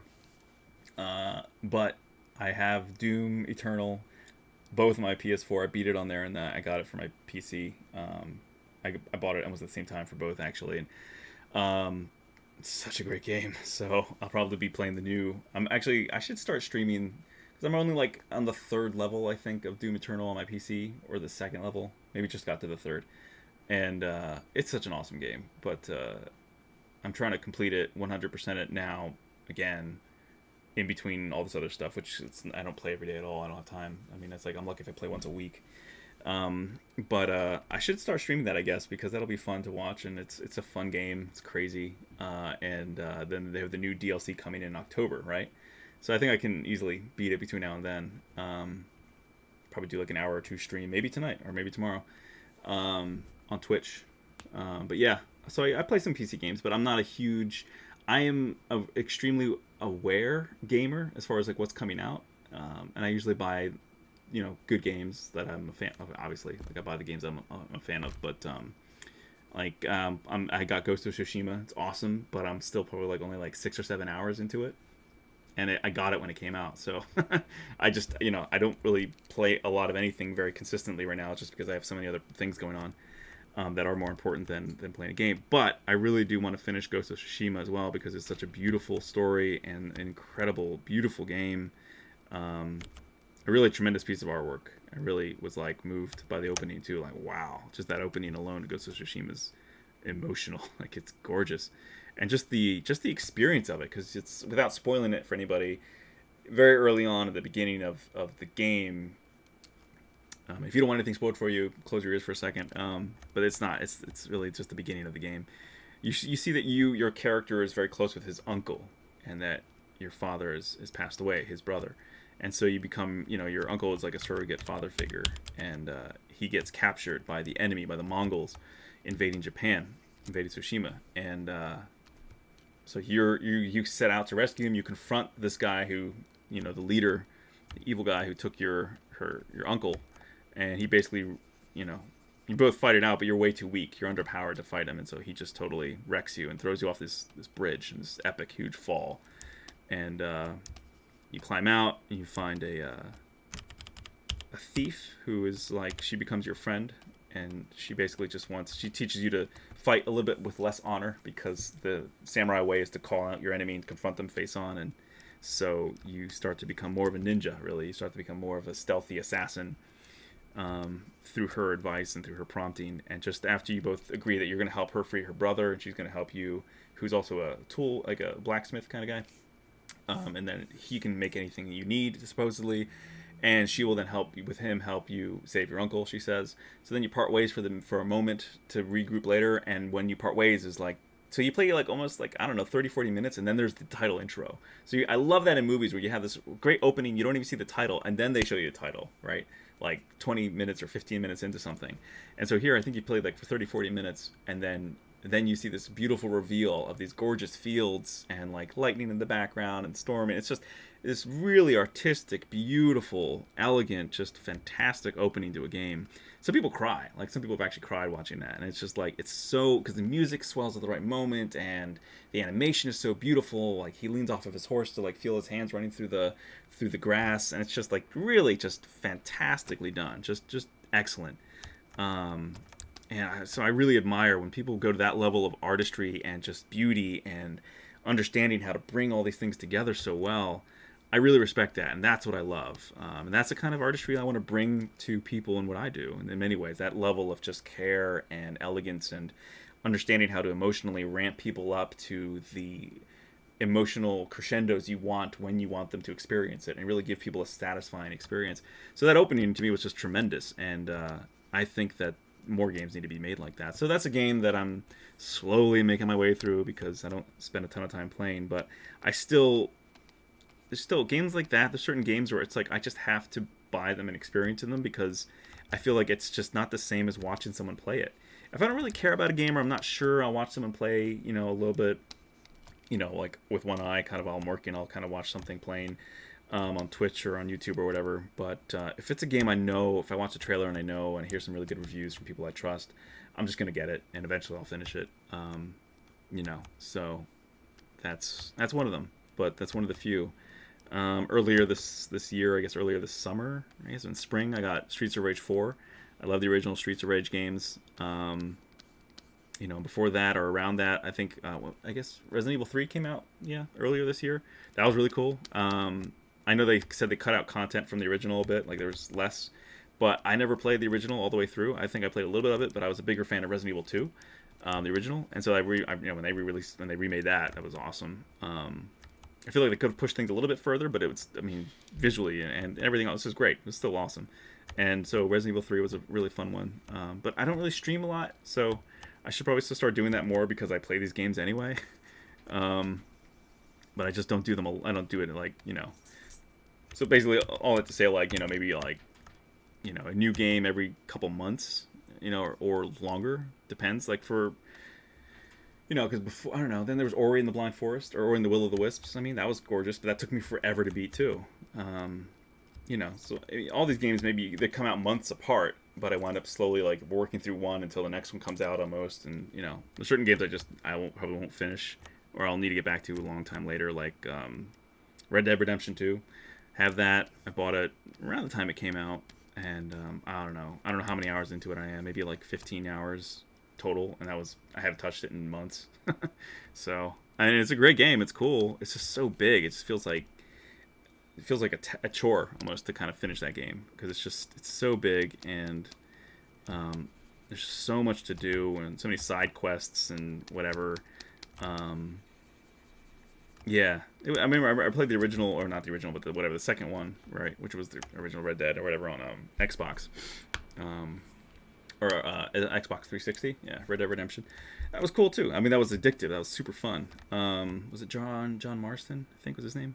But yeah, I think I also had more time then too. I was younger and didn't have as many responsibilities or as diverse of interests as much as I do now. In the sense of as interests that I can actually do something with, as opposed to I've always been interested in tons of stuff, but actually having work in diverse areas, it's super busy now, and just things that I actually want to do with the rest of my life, as opposed to just having fun and then going to work, which is more of my youth, where I was still figuring out, how I was going to make a career out of art. I'm such in a different place now. Anyway, sorry, so that's a long answer for do I play games.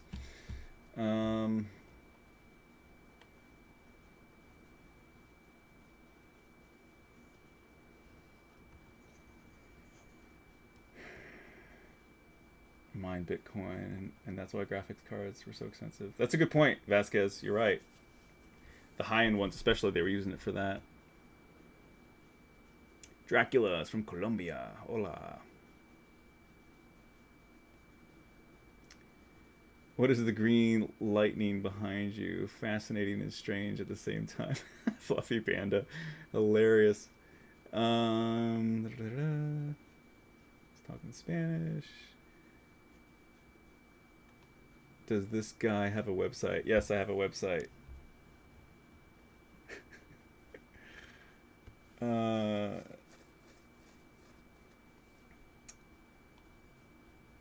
Yes, of course, Ghost of Tsushima is not historically accurate.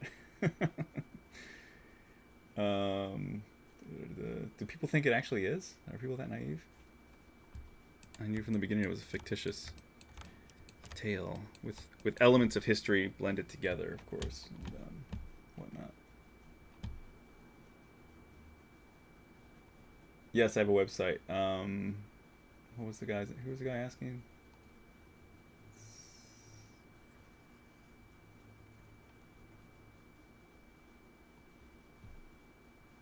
Aesthetologic, aesthethology, symphonics.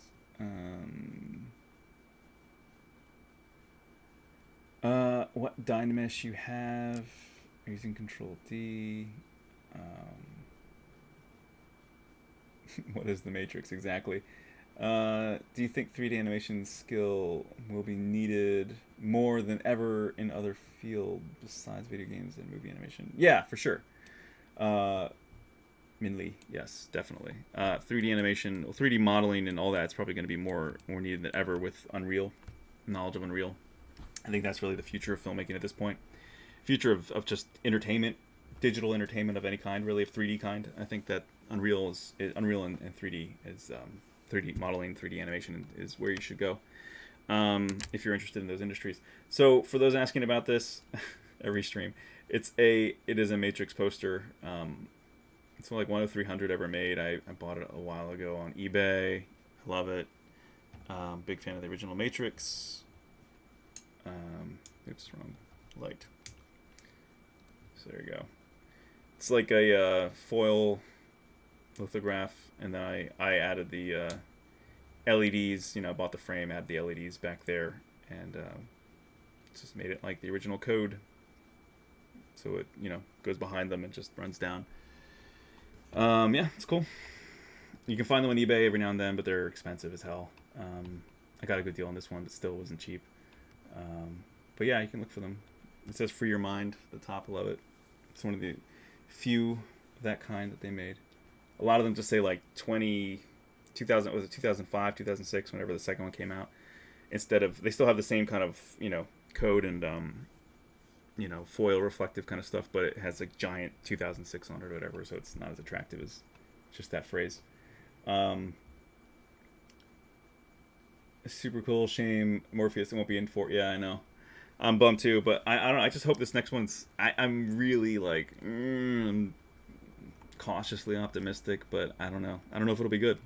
I really don't know, because I feel like the Wachowskis haven't made anything good since the first one. Really, everything else they've made has kind of been terrible, or like, you know, pretty bad. I mean, like Jupiter Ascending was garbage, and it was like super expensive for them to produce and create, and it was trash.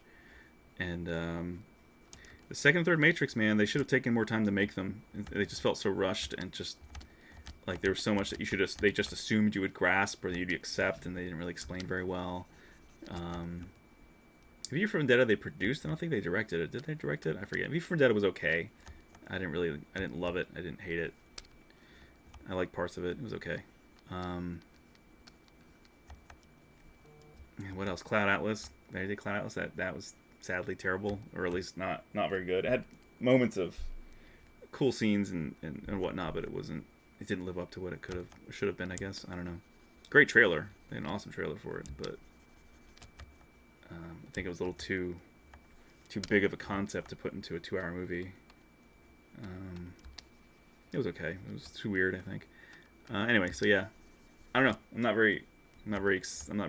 I mean, I would hope they'd be great, but I think it's too hard. It's like the first one was kind of lightning in a bottle. I feel like they almost should have never made sequels, or if they were going to make a sequel, like take the time, like waited this long to make number 2. You know what I mean? Or made number 2 and worked on it until it was perfect, and released it like 5 years ago or something. You know, and have number 3 come out now or something. You know, that would have been.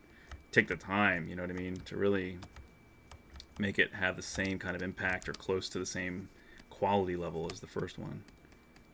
Because the second and third were just rough, sad.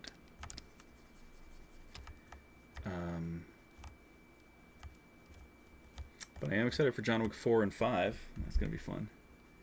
I'm sorry, sir. So someone was asking aestheticology, whatever his name was. He was asking for my site.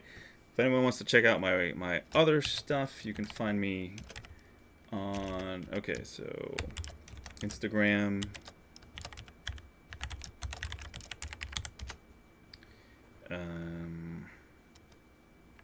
Site.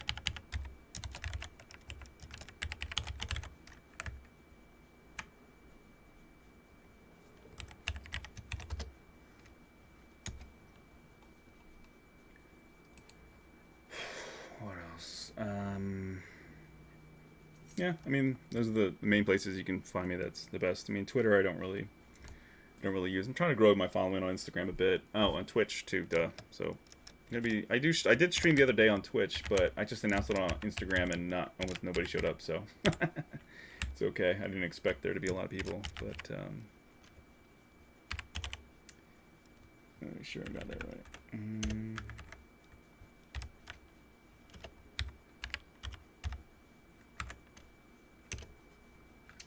I believe that's correct. Twitch.tv/Daniel Lionarts.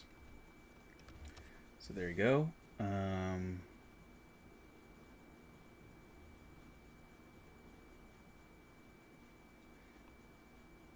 Yeah, I agree with you, Vasquez. Like, it did feel very empty, for sure.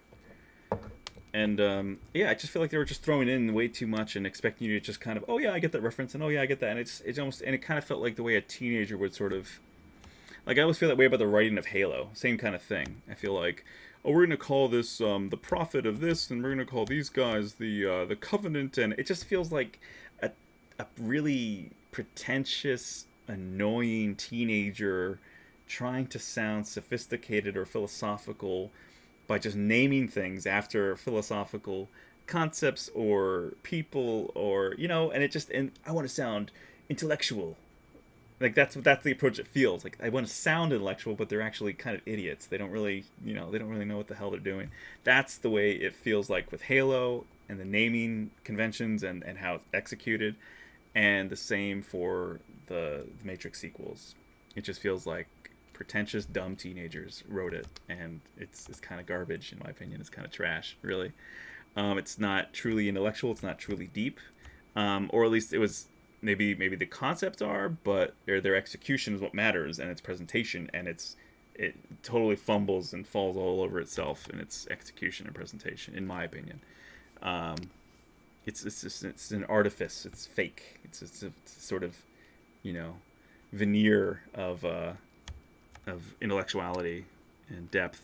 It's not genuine. It's not legit. What is that face? What is that even?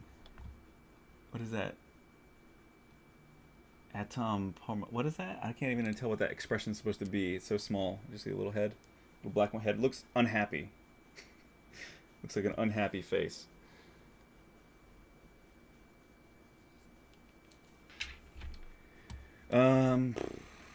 Is 3D scanning clone app a worthwhile alternative for novices, or should I spend my time learning 3D modeling instead?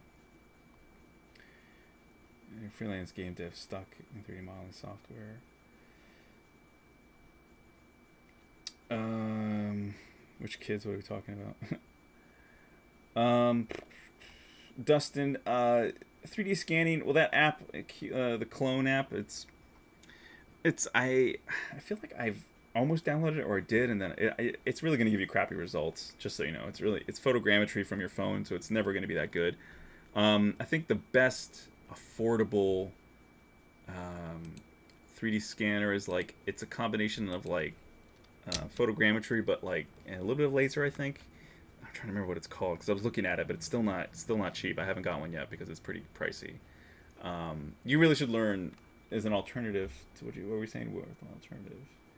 So I'm trying to 3D model. You should definitely 3D model instead of 3D scanning. I mean, unless you want to work in a shop where you're going to be scanning sculptures and then reproducing them for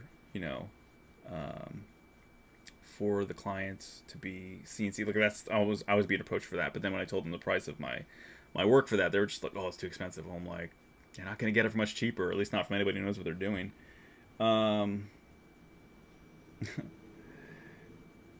Vextrissimo, what's up? Which kids? I don't know which kids. I mean, we were talking about when I was talking about the Matrix. I don't know, Matrix Reloaded and Revolutions. Let me find this scanner.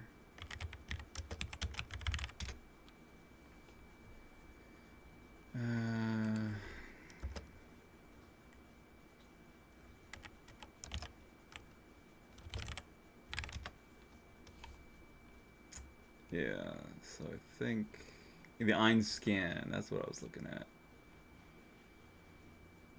Yeah, but the thing is like it's like 5500, but then you have to get an adapter if you want a higher res, which you do want. So then it winds up being more like, you know, easily like over 6 7,000. So it's not cheap. I wouldn't consider anything that's around 10 grand cheap. um, it's not exactly. I wouldn't just throw that money away for something that you use a handful of times, unless you can make your money back on a project. So for the 3D scanner, Dustin, there you go. It's the Einscan. But if you get your company to pay for it or something, then yeah, use it. Go for it. But if you got to pay out of pocket, unless you got 8 grand sitting around that you're just dying to like blow on something, it's worth it then if you've got 8 grand just for not for fun, or for a tool that you could make a living off of in some ways, but you've got to be able to source all the clients that need scanning. It's definitely useful. I mean, I would like one, but I just don't have 8 grand burning a hole in my pocket right now for that. What's the hottest area in 3D right now? Not sure what you mean by the hottest area. You want to specify? There's a lot of good areas in 3D. I mean, Unreal Engine. If you wanted to talk about apps, what app is good to use? It's that. As far as like creating content, Maya, ZBrush, of course. Tron Lee, hello. You'll need to know at least basic modeling to correct a lot of the artifacts from scanning, right? Yeah, totally. Exactly, Mother Goose. If you don't mind me asking.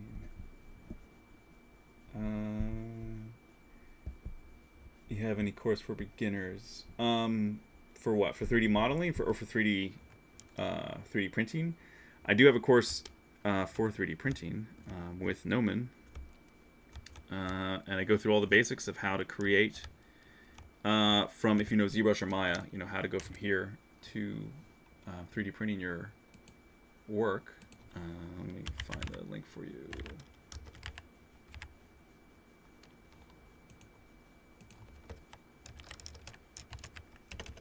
And I think my contract with them has expired, so I'm probably going to be doing some courses online soon. And I'll probably just take a limited number of people to jump in on that. I got to make sure my contract is up with them. But when it is, I think I'm just going to do my own thing to teach people 3D printing, and just take a handful of students, 1 hour, 2 or 3 times a week, something like that. We'll see. But yeah, if you want to learn this beginning course for 3D printing, there you go.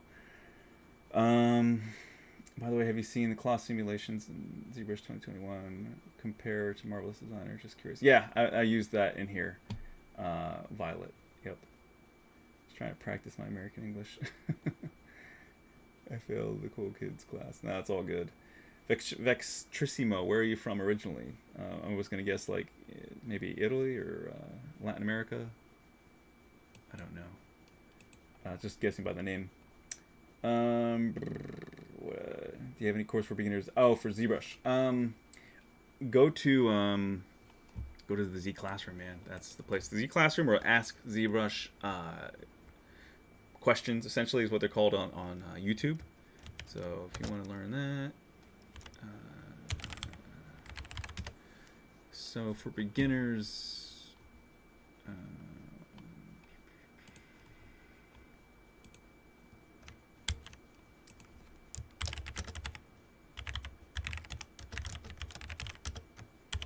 so for beginners in ZBrush, there you go. And then if you want to find more like specific answers to questions,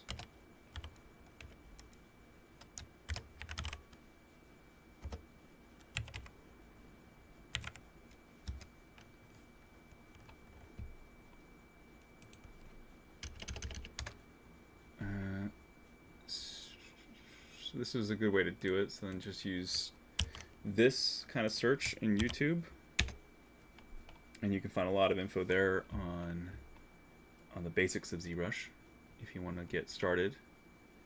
So if you're new and unsure of where to start, those are two good places to begin, for sure, for free.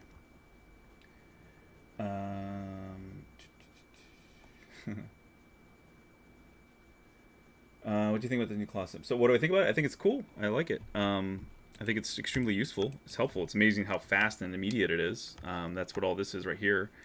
This was done like that, as well as this piece here, and the one covering her. Well, both of them covering her, because there's two of them here. Yeah, I love it. I mean, it's for a fast and immediate solution. It's definitely better than Marvelous Designer for speed.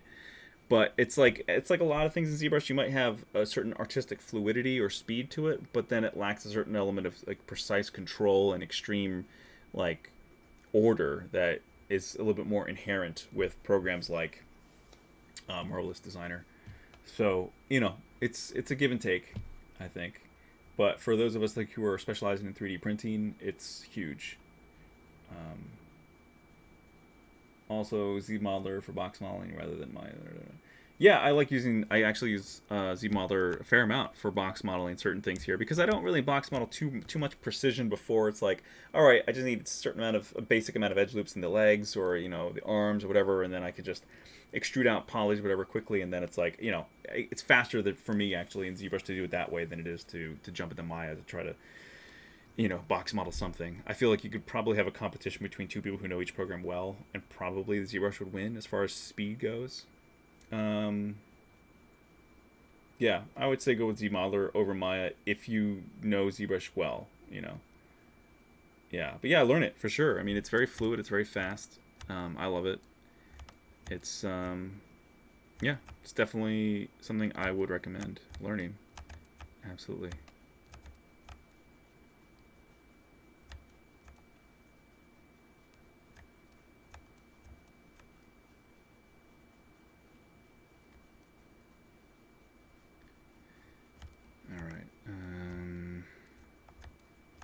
So yeah, I've got to sort this out. I've been talking a lot, and at least I got a fair attendance today, which is cool. If anyone else has any questions, please feel free to ask. We're going to be coming up on time here soon, and I probably won't go too much overtime today, so I don't think anyone's after me, but there are other things that require my attention today around the apartment and in life. So coming out of this long weekend, it's my birthday weekend too, sort of, but next weekend I'll be actually celebrating with more people. But yeah, it's definitely been a nice time of relaxation, but maybe it was too much for me because I need to get back on the horse with some projects and finish up some other stuff.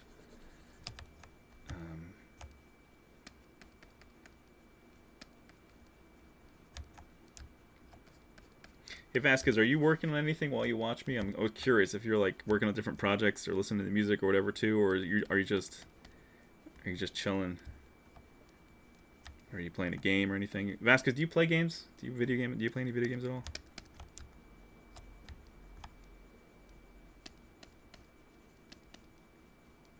Friends of mine are trying to get me involved in Fortnite. I'm still just like, I can't. It's so hard. It's so hard for me to want to play that because it just feels so, I don't know.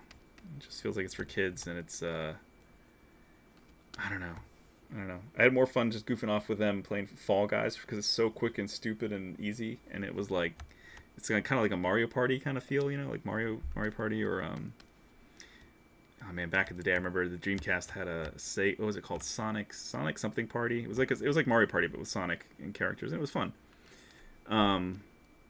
But yeah, I don't know, Fortnite, I mean, he's a good friend of mine, so I might just do it once. I tried a long time ago, and it was just insta-death. When you dropped in, it was just like, you get killed immediately, and I was like, this is not fun.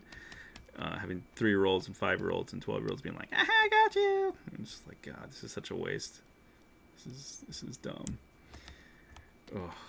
There's so many games like that. Like, a lot of multiplayer games I cannot like. I do a quick round of Call of Duty because that sort of had the same controls, and it's like I get it, I can pick it up fast and play a round or two with a friend and then just get off. But things that you feel like you have to invest a lot of time to learn, that's what it felt like with Fortnite. I'm just like, dude, no. That's other people's stuff. That's not it's not for me.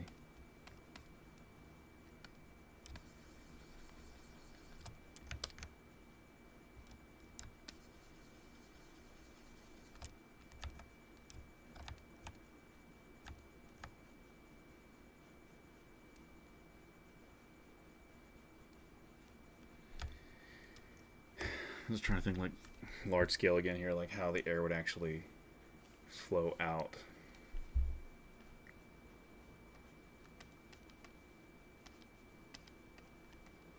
Maybe it actually would be a little bit more like a reverse, like an A shape, basically, triangular shape.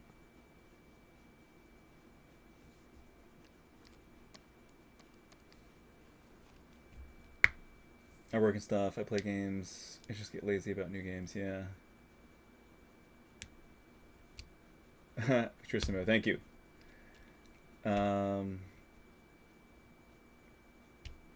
Let's call you Vex for short. How about that? So Vex, where are you from? Where are you located? Like what country or state?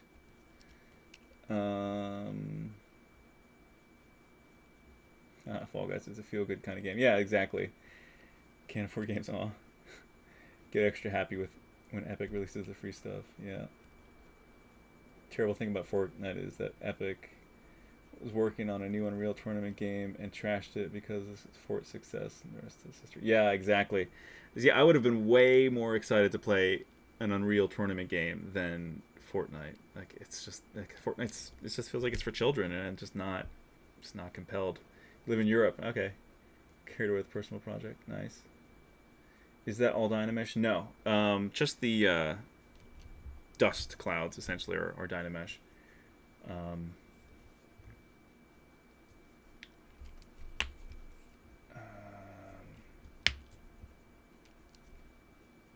it's about 3 a.m. here. Sad. Why is that sad? I'm a late night person myself. I wind up staying up until 3 or 4 easy. The OG Unreal Tournament and Quake 2 summoned me. Totally. Same, Mother Goose. I love the original Unreal Tournament. The funny thing is, for me, I think I played more Unreal Tournament, this is going to sound weird, on Dreamcast than I did on a PC. Because I think for a while there, my family had like a rather, not really weak, but it didn't have a graphics, I don't think it had like any sort of advanced graphics card at the time.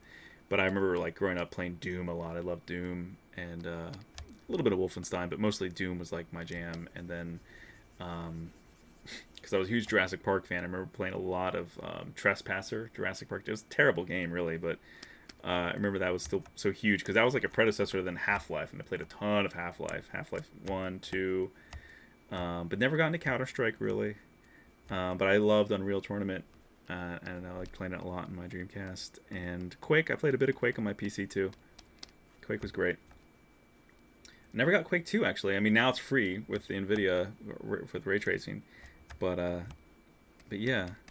So I'm always aware of like all the games that are out, all the popular ones, all the ones that are usually good. I mean, I'm maybe less aware of certain indie games, but a lot of indie games are really famous and really popular fast. Like I love Limbo, Inside, Ori and the Blind Forest, and Ori and the Will of the Wisps. They went from almost like from indie to like mega mainstream like pretty fast. But usually dark, sullen, puzzle solving, platforming games are they're kind of a niche, but they're still a pretty popular niche, I feel. And I like games that make you think. I like a good action game, of course, but I love a good story. And that's why I like Last Guardian is one of my favorite games of all time, is because it's an adventure platformer-ish, not really platformer. It's just an adventure, third-person adventure game, really. But it's just a great story. I love that. I love the Uncharted series, especially 4. I think it's probably it's definitely the best. And I mean 3 was pretty good too. 2 and 3 were really great. They're all good, but I think 2 was probably the most famous, I guess. It really got it out there. But I really enjoyed 4 a lot. Yeah. But yeah, my taste in games is, it's I dabble in a little bit of everything, but I mean, I shouldn't say everything. Third-person action adventure games, of course, first-person shooters. Although I'm so sick of just pointing and shooting stuff, I really would love more games like Last Guardian, more games like Uncharted. I love that Last Guardian really isn't that violent either. It's not that I have any aversion to violence. I love ultra violence. I have play Mortal Kombat now and then, and I don't have a problem with violence, but it was refreshing to see a game that was really just about, because I was a little boy and I had a dog, and so that really resonated with me because I have a dog now, and I just resonate with that love for an animal and the love for family and how animals are like family a lot, and there's just a certain level of emotional power there that resonates with anyone who ever loved an animal, and I think a lot of people can see their cat or dog in Toriko, and yeah, so that's why it resonated with me so much, and it was refreshing because it just wasn't about just killing everything on screen or just having these sharp, hits of adrenaline, just like, oh, spike of adrenaline, kill, kill, kill, kill. It was just, it's just, in so many ways, while the story is about a child and an animal, it feels so much more mature than all these games about adults killing each other, or just like murder everything on screen, or it's just, we've seen it so much too, and it just feels like it desensitizes us to that, the impact of death, not in the real world so much, but I mean, hopefully not in the real world, but like in the game still, it's like you're just killing everything and everybody, and bullets are like unlimited. You know what I mean? There's almost no realism to it. It just sort of feels like this weird, the lowest common denominator, right? Like a cheap shot to like get people entertained, to keep people entertained, and it's really not stimulating the rest of your brain. It's all just like action, there's no soul, there's nothing else going on really. It's just extremely limited, narrow-minded, narrow vision, and it can be fun for like a piece of candy can be nice to eat, or a little bit of ice cream, but you eat so much of it and it's just like, it's just you can't handle it. I just get sick of it, and I think that it hits people at different ages. I remember, I don't know, it was like mid-20s, late 20s, I guess, and I was just like, I can't eat half the stuff that's sugary that I could handle when I was a kid. Like I don't really eat any candy except maybe when I'm at the theater I might get like a little box of Reese's Pieces or something, but I think a lot of people reach that level. Some people never have a sweet tooth, but like I had a sweet tooth as a kid, and then as I got older it just diminished significantly, where I can just handle a little bit of something and that's it anymore, and I'm just, whoa. And that analogy for me is what it is like with like just ultra violent, just repetitive games. It's not the violence that bothers me at all. It's just I feel like I'm just getting nothing out of this situation really. It's just a quick adrenaline hit, and then it's like it just doesn't work on me anymore. It just gets really old. It's like even playing Call of Duty with friends. It's mostly just to talk with my friends. You know what I mean? Just to talk and catch up and laugh, and then I'm good. I don't really, Yeah, it's just something fun to do while you're talking and catching up and laughing. But it's like it's almost more the conversation that's the draw than the gameplay. It just facilitates conversation in a weird way. Ugh, this is just, yeah. I don't know. This is like not an extremely like a lot of progress happened in the stream as usual, but slowly we're getting there. This is just, I don't know. I got to figure out this air. I got to figure out what I want, and that's always a problem with like sculpting dust and clouds. It's like I kind of know what I want it to look like, but it's always still sort of forming and reforming, and I've got to just pummel through. I'll probably go an extra 20 minutes here because no one's after me, and excuse me, I just need to get this done. I need to get something out of here.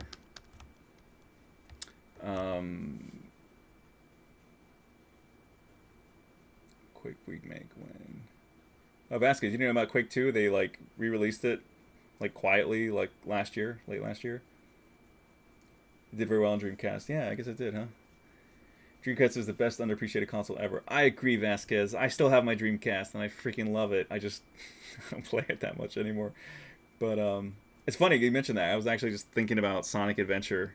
I saw that they were releasing the soundtrack on vinyl, so I had to get it. But I a few months ago, no, actually maybe it's more than a few months ago. Maybe it's almost a year ago now. I rebought because I think I left all my stuff at my parents' house. Like when I moved out of my house, I put all my stuff in my old bedroom in my parents' house, and I have to have them ship me a bunch of stuff. But some stuff it's almost cheaper just to buy on eBay than it is to have them put it in a box and ship it to me. And so I was just like, screw it. So I bought Sonic Adventure for the Dreamcast because all these other ports are like not as good as the original. So I actually have the original Sonic Adventure disc for Dreamcast, and I was looking up ways to convert a PC port of Dreamcast using mods to make it look like the original Dreamcast again, or like the most optimal version that they could. I was looking that up like last night because I was just reminiscing about Dreamcast, and because we're actually coming up tomorrow, I think is the anniversary, right? It's like the 21st, I think, anniversary, because I think Dreamcast came out in 1999. I remember this because I was working at GameStop then as a kid. I think I was 18 or 17, and yeah, I remember I worked there for the launch. A, because I loved Sega back then, and I still do. Just they're not what they used to be at all. But um, I love my Sega Genesis, and Dreamcast was awesome. And so I was like, I'm gonna work there, get a discount on it, and just be the first to get a console. And it was like Sonic and Soul Calibur, man. Oh, Soul Calibur is so much fun, the original. And Power Stone was a lot of fun, and Echo. I love the Echo.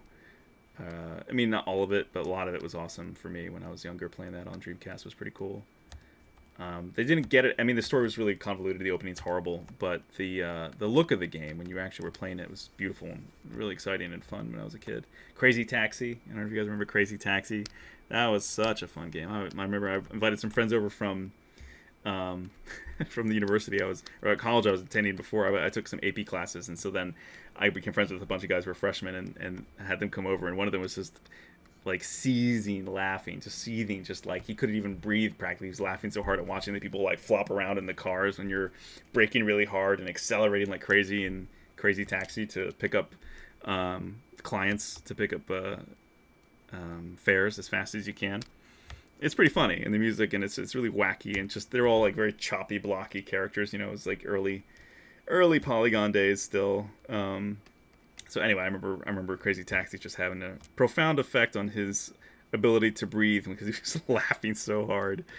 Those were good times, man. So yeah, Dreamcast was great. I really am bummed that they didn't persevere, and we don't have a three-horse race between, or four-horse really, between Sony, Microsoft, Sega, and Nintendo. It's just the three, but I feel like really now it's between Nintendo and PlayStation, and that doesn't even really feel like a competition. I think PlayStation is just annihilating everything else, and I mean, Nintendo just has its own niche market, and I guess Xbox does, but I feel like now it's almost like, why buy anything on Xbox if you can just buy it for your... It's like almost everything is on PC and Xbox, so why not just get it for PC, because it's always going to be better graphics, higher end. You can modify it, but I still have an old Xbox 360, Xbox One, because I got the Xbox One just for Ori and the Blind Forest, actually, because that was way before I had a really strong PC, so I just got a Xbox One to play Ori and the Blind Forest, and then yeah, the last version, Will of the Wisps, I got the collector's edition for the Xbox One as well. It's such a beautiful game. But yeah, I mean, I have all the systems, but I probably won't get the next Xbox unless there's some sort of killer app for it, but that's exclusive. But at this point, it's just PS5 and PC and the Switch that I actually use on any kind of semi-regular basis. But still got the old stuff. I think I have a Sega Nomad here still, and like a Dreamcast 360, my old Wii. I was much more of a gamer when I was younger, I guess. I mean, but I always still keeping up to date with whatever's coming out. It's just very little draws in my attention to the point where I commit much time to anything other than sculpting. When it comes to games, it's like it's got to be something really good. It's got to be something really incredible. It's got to be like an event kind of thing.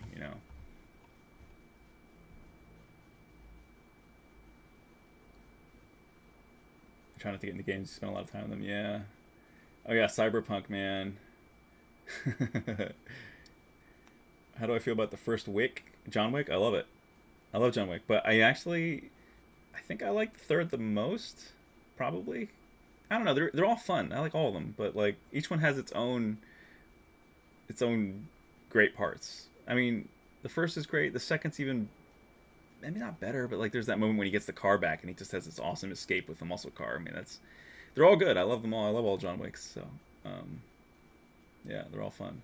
Dude, Cyberpunk is going to be probably another game I might get sucked into a bit, because it looks like it's going to be pretty cool. Some of it feels like we've seen it before, so I have to wait and see. But I really love like Deus Ex, Human Revolution, and Mankind Divided. Those were great games. Those were awesome, and I really wish we had more. I wish we had a third one of those. Really would love to play that again. You think violent video games do desensitize people? Probably a little bit. I mean, I'm sure they do a little bit, but I just hope that it wouldn't actually manifest in the real world. Shenmue was an amazing game in Dreamcast. I played, yeah, it was the first time especially. Yeah, I played some of that. I don't think I ever beat it, but I got pretty far in the first one. Use some references for stylized clouds, maybe. Yeah, that's probably a good idea. Crazy Taxi was fun. Yep. Null DC or Dream EMU are good Dreamcast emulators. Still play record of Lotus War for time to time. Null DC or Dream EMU. I remember hearing about this a while ago, and I never could get them to work. But that was also when I had like a much weaker machine, so I'll have to check those out. Thanks for recommending those, dude. I need to find something good for that, and I wish somebody would freaking crack how to rip some games off of PS4. That would be fun to be able to look at the models and whatnot, not to steal the games at all or anything, to distribute them, just to look at the models of some characters. I wish they could do that. I wish someone could crack that code so we could open up some models from PS4 games. Crazy Taxi was a good one, yeah. Tony Hawk 2 was also a good one. Yeah, I remember Tony Hawk. Tony Hawk was fun. By the way, anyone played Skies of Arcadia on Dream? I remember people talking about that a lot. I never played it, but I remember a lot of people liked it. Oh man, the GameCube. You guys remember the GameCube? I love the GameCube too. I love my GameCube. I got it for the Resident Evil remake. That's why I bought it, and really enjoyed it. I think the Resident Evil remake is one of my favorite games up there, like ever, along with like Prince of Persia series. You guys remember the Prince of Persia series? I love the Prince of Persia Sands of Time. There's 3 games, and then they made a 4th one that was pretty good on Xbox, I think. 360. How long did it take me to learn ZBrush? It's hard to really say exactly, but I mean, months. I would say months to learn it. I mean, to really be comfortable with all of it. You know, like a handful of months. I think maybe like 3 months, 4 months, something like that. Really getting acquainted with it. That was also my initiation into 3D. Probably like I would say 6 months would be a really good fair amount of time where I spent experimenting and learning a lot. And then there's little, you know, you learn the mega chunk, the core of it, and then there's little fringe bits of things you do, operations you don't do all the time that you'd learn then afterwards slowly, or as new features would come out, learn those. Only Sega I wanted but never owned was the Saturn. Oh yeah, same actually. I never owned a Saturn either. I think I got one years later when someone was selling it really cheap, but I think I didn't even buy games for it because they either ported them or there was nothing on there that I really wanted to play that I didn't see, you know, coming out on other systems. So yeah, I never had a Super Nintendo, but my neighbors did as a kid growing up. So we'd go to each other's houses and play each other's systems. So they'd come over and play Sega, and we'd go over there and play Nintendo. Then I got N64. N64 was great. Oh yeah, I was gonna say on the GameCube, I remember this game called Tak and the Power of Juju. And man, that first, I mean, a lot of them were fun. They made a couple, but man, the first one was fantastic. And I wish they would update that. I wish they would remake that. I think it was Avalanche Software, and then it was like they were owned by Nickelodeon or they got bought out or something. I don't know. Has anyone out there played Tak and the Power of Juju? It was so much fun. That was such a great game. It was hilarious. Really well voice acted. It had what's his name? Warburton, the guy who was the voice of Krunk, in the Emperor's New Groove. I love the Emperor's New Groove. What's his name? Warburton. I can't remember his first name right now. He's hilarious though. You know. Anyway, he plays the voice of Locke, which is like this really bravado-ish, you know, cocky tribesman who's the friend and fumbling kind of the village idiot in some ways yet, but he's still a warrior and he's very like, you know, muscular and whatever. Not really, but you know, he acts like it, and he has a bigger head than he has anything else in the game. It's very stylized, very cartoony. But Tak is like this little kid kind of teenager, and he winds up being the savior of this tribe, you know, and you have to play as him and go on these crazy funny adventures. And they had the enemy Tlaylock or something was the enemy, the bad guy, the villain, and he would turn everyone into sheep. It's like there's some pretty good analogies in there. And you have to go and just sort of save your tribes people from this evil shaman, this evil witch doctor. It's a really funny, very clever, beautifully illustrated, animated, voice acted game. It has vibes of like Mario 64 and Banjo Kazooie ish and Conker's Bad Fur Day, kind of like all mixed together, but its own thing, of course. Highly recommended if anyone still has a GameCube, or I think I had a PS2 as well. I just wish they'd port it to somewhere else, because I don't think you can really find it anywhere else now. But that's a game that would really make a great comeback if they would remake it or remaster it, whatever. Just allow you to play it on modern systems. And those characters were just so much fun. They were really funny, witty.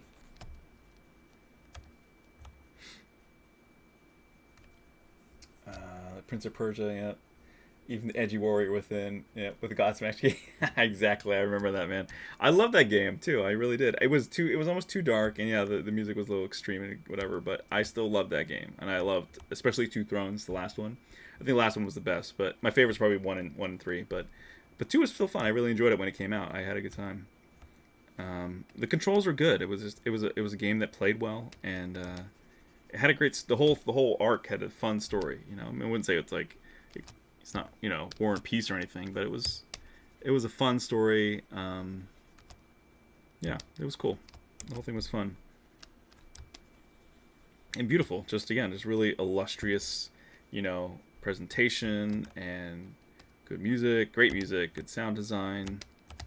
I mean, music like soundtrack, like actual soundtracks, not when they have Godsmack coming in. But Godsmack was fine, I guess, for the 90s. It was definitely like angry, metalish rock. It was like workout music. That's what I always thought of with that kind of music, was like stuff to get you pumped, just to get like testosterone, the manly side come out of you. the more aggressive testosterone fueled side. Back in the 90s. So it was the late 90s, I guess, early 2000s. Do you make models for companies or sell them yourself? Both. Sandman 5000 Dream. Yeah, I do both. I've done a lot of work for companies, and I do a lot of stuff for myself. Also, speaking of action movies, Scott Adkins has YouTube series. Yeah, Vasquez, I remember you mentioned that last stream, and I've been watching some of them. I watched his one with Chad Stahelski on talking about the John Wick series. Yeah, that's cool. It's cool. I like that he brings up some of that stuff too, because Scott knows some of the. You can tell he pays attention to that. He really does know what he's talking about, because, of course, I know he's involved in acting and stunt work, but you know, a lot of people apparently didn't know or realize, like, Chad was Keanu Reeves' double in The Matrix as stunt double, and he blew out, like, he broke all these bones in his leg and everything when Neo, Keanu Reeves, and Hugo Weaving, Agent Smith, are in the subway tunnel, and they jump up and smash against the ceiling, and then they drop down. Someone didn't have the right amount of tension on the cable, or something failed, and basically all of Hugo Weaving's, or his double's, weight came down on Chad, and it just blew out his knee and broke a bunch of bones, and it was like, oh, it was just a horrible injury. And I remember him talking about that. And I think he also injured himself when he got yanked back when Smith punches Neo, and he goes flying through a newsstand that's all wood. I think, if not mistaken, Chad broke some vertebrae or something in that, because he hit the wood so hard, and I guess they didn't cut it enough or something, and so it didn't break as easily. It didn't give as easily when he went through it, and so he really hurt himself in there too. The poor guy got beat up like hella bad during Matrix, man. I feel bad for the guy, but apparently he's okay now. But man, it's rough. But yeah, that series is cool, man, where he interviews a bunch of stunt guys. Like, more people behind the scenes like that need to be acknowledged, and people need to get to know who they are, I think, because they are what make movies look so great. You know, they are the people who take the blows. A friend of mine, we have this game night on Friday nights where we all play the Jackbox together, a bunch of friends. We all Zoom call each other and we play Jackbox. I love trivia. I love good trivia games. Like, I loved You Don't Know Jack as a teenager. I was always like a entertainment buff. I always would keep up with actors' names and directors and writers and all of that, and good authors, you know. And so, you don't know, Jack would often have a lot of, it was general trivia, but they always have a lot of entertainment trivia as well. And I'm a science nerd, so there'd be some science trivia or anatomy trivia that I would usually get right. And sometimes I still get it wrong, of course, but there's all these kind of different questions in there. So we often wind up playing that, or Quiplash now is one of the new segments of some of the newer You Don't Know Jack games. And so anyway, so we always play that on Friday nights with some friends of mine, and one of them is, so some of them are actors, and one of them is a stunt woman, and she's been in every single Matrix movie except I think the first one. So I mean, she's worked on 4 now as well. But yeah, she's been a stunt woman, a stunt driver in Matrix Reloaded. So she tells all these cool stories, and so we get to talk about her experiences on set and whatnot, and it's always a lot of fun. So it's always cool to hear about stunt people and how they have to figure out solutions, or you know, how much is delegated to them that it's just trusted that they'll know what they're doing, or how much is planned out and then they have to be like on target, you know, like on mark. But it's just interesting to hear how you think everything's just one way, and it's actually like there's this very fluid, different way of different things getting done on different sets with different directors. It's pretty interesting stuff. Patrick Warburton, thank you. Yes, that's the name I was thinking of. Yeah. Yes, thank you, Esquiz. Great music for the Army recruitment commercial they had also. Really, huh? I didn't notice that one. I was thinking of doing a quintessence from Transformers. What's your opinion? The quintession? Doing a quintession? I'm not sure what the quintession is. Do you mean like the Q, the what was that called? The Allspark? Is that what you're, the quintession? I don't know what the quintession. I don't know. From Transformers. I think I've seen the first 2 or 3 Transformer movies. They just got worse and worse and worse. I couldn't stand it after like the third. I think the second was. I'm amazed I watched anything after the second. The second was horrible. I mean, the first one's terrible too, but it was kind of funny and enjoyable for its time.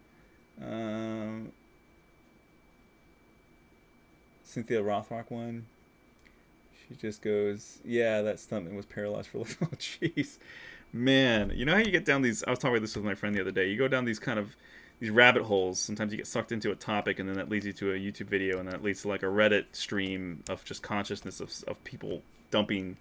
So like there's some just, these are horrible. I mean, that's just, you know, God forgive me, but it's like, I went down this rabbit hole the other day on Reddit, and it's just like they created an acronym which is HMFT, hold my feeding tube. It's terrible. Like here, hold my beer. I'm gonna go. You know, if someone says like, I'm gonna, if you thought you embarrassed yourself, hold my beer. In this case, it's like, hold my feeding tube. That's horrible. It's horrible because all these people are doing really stupid things, and then they wind up injuring themselves severely. There's no death on there, or it's not like, you know, it's not that extreme, but it's like some of them probably were like seriously brain damaged or injured severely by what they're doing. And it's just like, my God. You got some great reference for like bodies being thrown in wild ways, or like people being launched from their motorcycles or from their skateboards, or rollerblading in where they shouldn't, or parkouring where they shouldn't. It's just, be forewarned though, it's like extreme. It's not graphic at all, really, but sometimes I think of someone like when they break their arms when they're like roller skating it's amazing how many people injure themselves. Like, I knew this happened a lot, but like we just can see so much more of it now because everyone has an iPhone or a camera with them. So like all this stuff is now recorded of all these skateboarders just breaking their ankles or their arms or their wrists or their hands or whatever, and it's just like, good God, man. Oof. It also seems like some of these people are just, their nutrition is lacking, and so they're just breaking bones like twigs. Like, just, oh, I just fell down with my own weight, and snap, there went your hand and like your arm. Like, good God, what are these people, like, their bones made out of glass? Like, jeez. People need more calcium in their diet, more protein. Need to work out more or something, man, because it's like, it seems like they just took its tumble down like 2 stairs, and then like, it's like, good God. I mean, Because if you fall at the right angle, almost anything will give, I guess, in the right way with the right amount of weight applied. But, whew. Man, the stuff you see on there is just like, these people, man. They need to stop hurting themselves. Be a little bit more cautious, please. I don't get it. When skateboarders are just willing to, like, break bones for skateboarding, that's... When there's that higher risk, man. Like, when I flew off my scooter just going down the street the other month, and that was bad enough as it was. It could have been really bad. Man, like, the head injuries, dude, where you hit your head... And it's not just the head, because I don't think a helmet would always help. It's just the sheer shock to, like, compressing your spine and your vertebrae that can be really dangerous. And it's like, good God, I don't know how some of these people do. I've seen enough injuries now. I mean, I saw enough in the ER, but this is even, like, different and worse because, you know, it's just they're out on the concrete or whatever, and, dude, so dangerous. So... It's like, yeah, wear a helmet, or just better yet, just don't engage in, you know, or like violent fights where people get like suplexed onto their head. Like, good God, whew. It's bad. It's really dangerous stuff, man. Like, people turn to vegetables from that stuff. It's scary. It's crazy.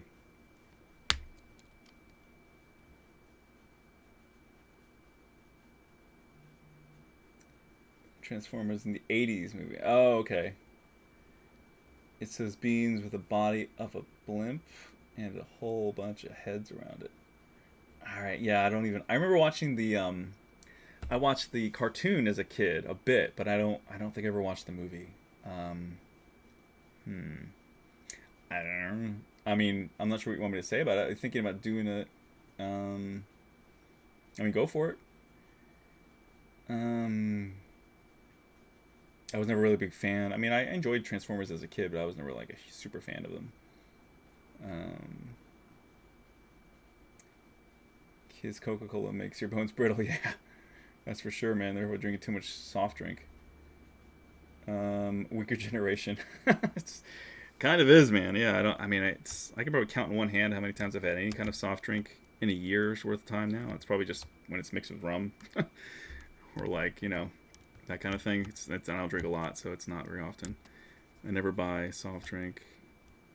But yeah, I think a lot of these kids, it's down Red Bull, which I guess Red Bull is basically, isn't Red Bull like soft drink essentially? I've probably had like 3 in my whole life. I really don't drink that stuff. It's just taste of chemicals. It's just horrible. It's just ugh. Anyway, I feel like we're reaching a point here. It's already not 8:30, so I gotta get going. Not a lot of progress, but yeah, I should probably look up some more references, I guess, for just what I want to do here, because this all just feels a little too, I don't know, just directionless. I need to figure out how to, I mean, I know what I really in general want to do here, but I think I need to just refresh with some references here and get this improved. But anyway, yeah, just getting back in the groove here. Had a long weekend of hanging out, relaxing for once, birthdaying. Anyway, when it's mixed with rum. Cuba Libre. I mean, like rum and Coke. Like whatever. I don't know. I really don't have many of those either. I mean, usually it's just like an old fashioned or something. You know, I don't really like soft drink in my adult beverage. It's pretty rare. So anyway. Yeah. Jameson ginger ale. That's probably one of the few too that I'll have with some soft drink in there, but it's not a lot. It's not often ever. Anyway, I think we're gonna stop here for now, and hopefully a lot more progression next time around. But yeah, I really want to wrap this piece up and move on to some more stuff here. So I think maybe another 2-3 streams we should be done with this thing. It's getting there. Slow but surely we're getting there. Yeah, I'm gonna look up some more reference for some clouds or some dusts billowing, and then we'll be out of here. So what was the main inspiration there? It's from the original Antonio Canova piece, which I remade a while back. I'll close out with this because we've got Tauntaun Petard asking.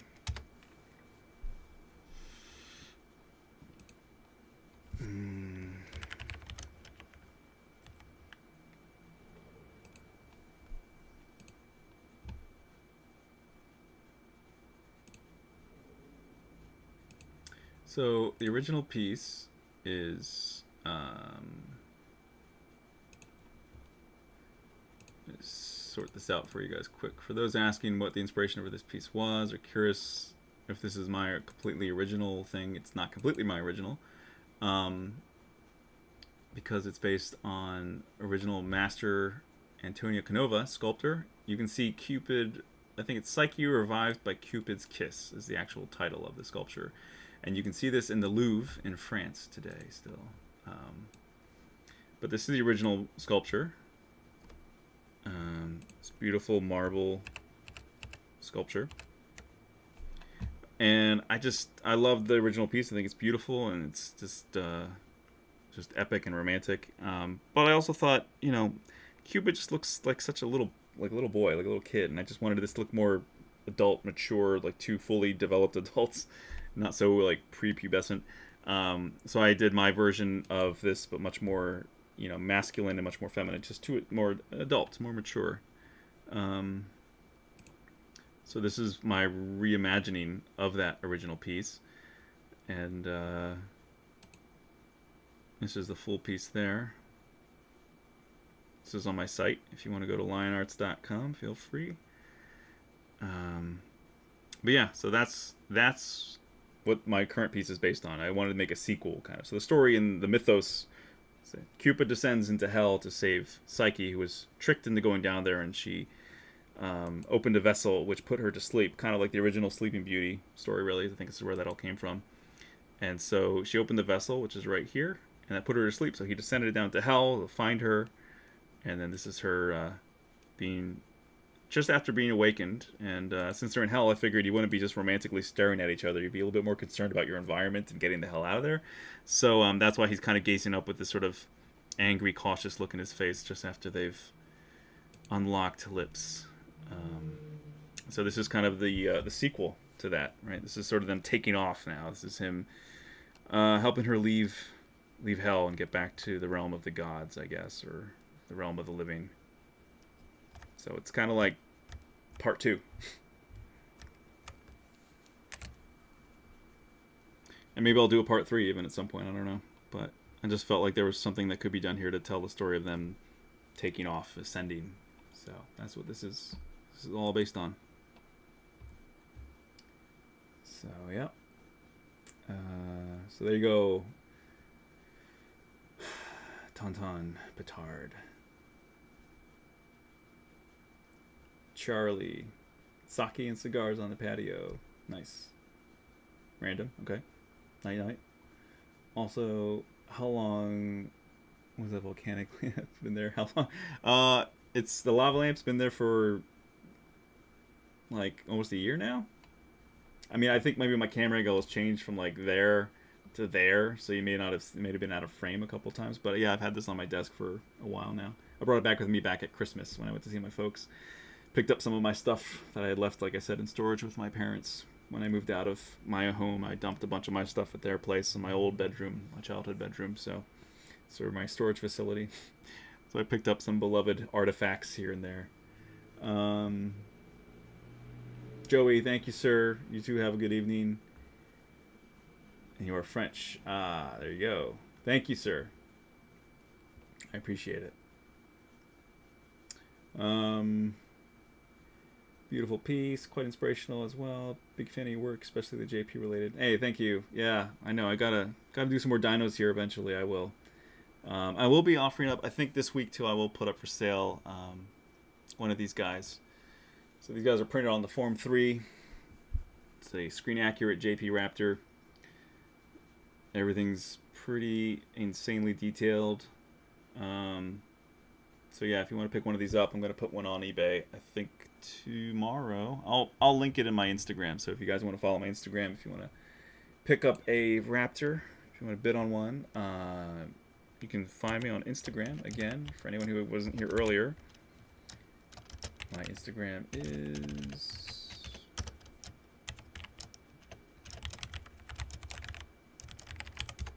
Daniel Lion Arts, all one word. And then I'll put a little ad there for anybody who wants to check it out or bid on it. Thanks, yeah. All right, guys, ladies and gentlemen, thank you so much for joining.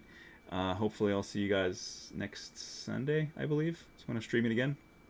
And I'll definitely be streaming more. I'll probably try to stream a little bit of Doom or something else, something that's not just sculpting, this week.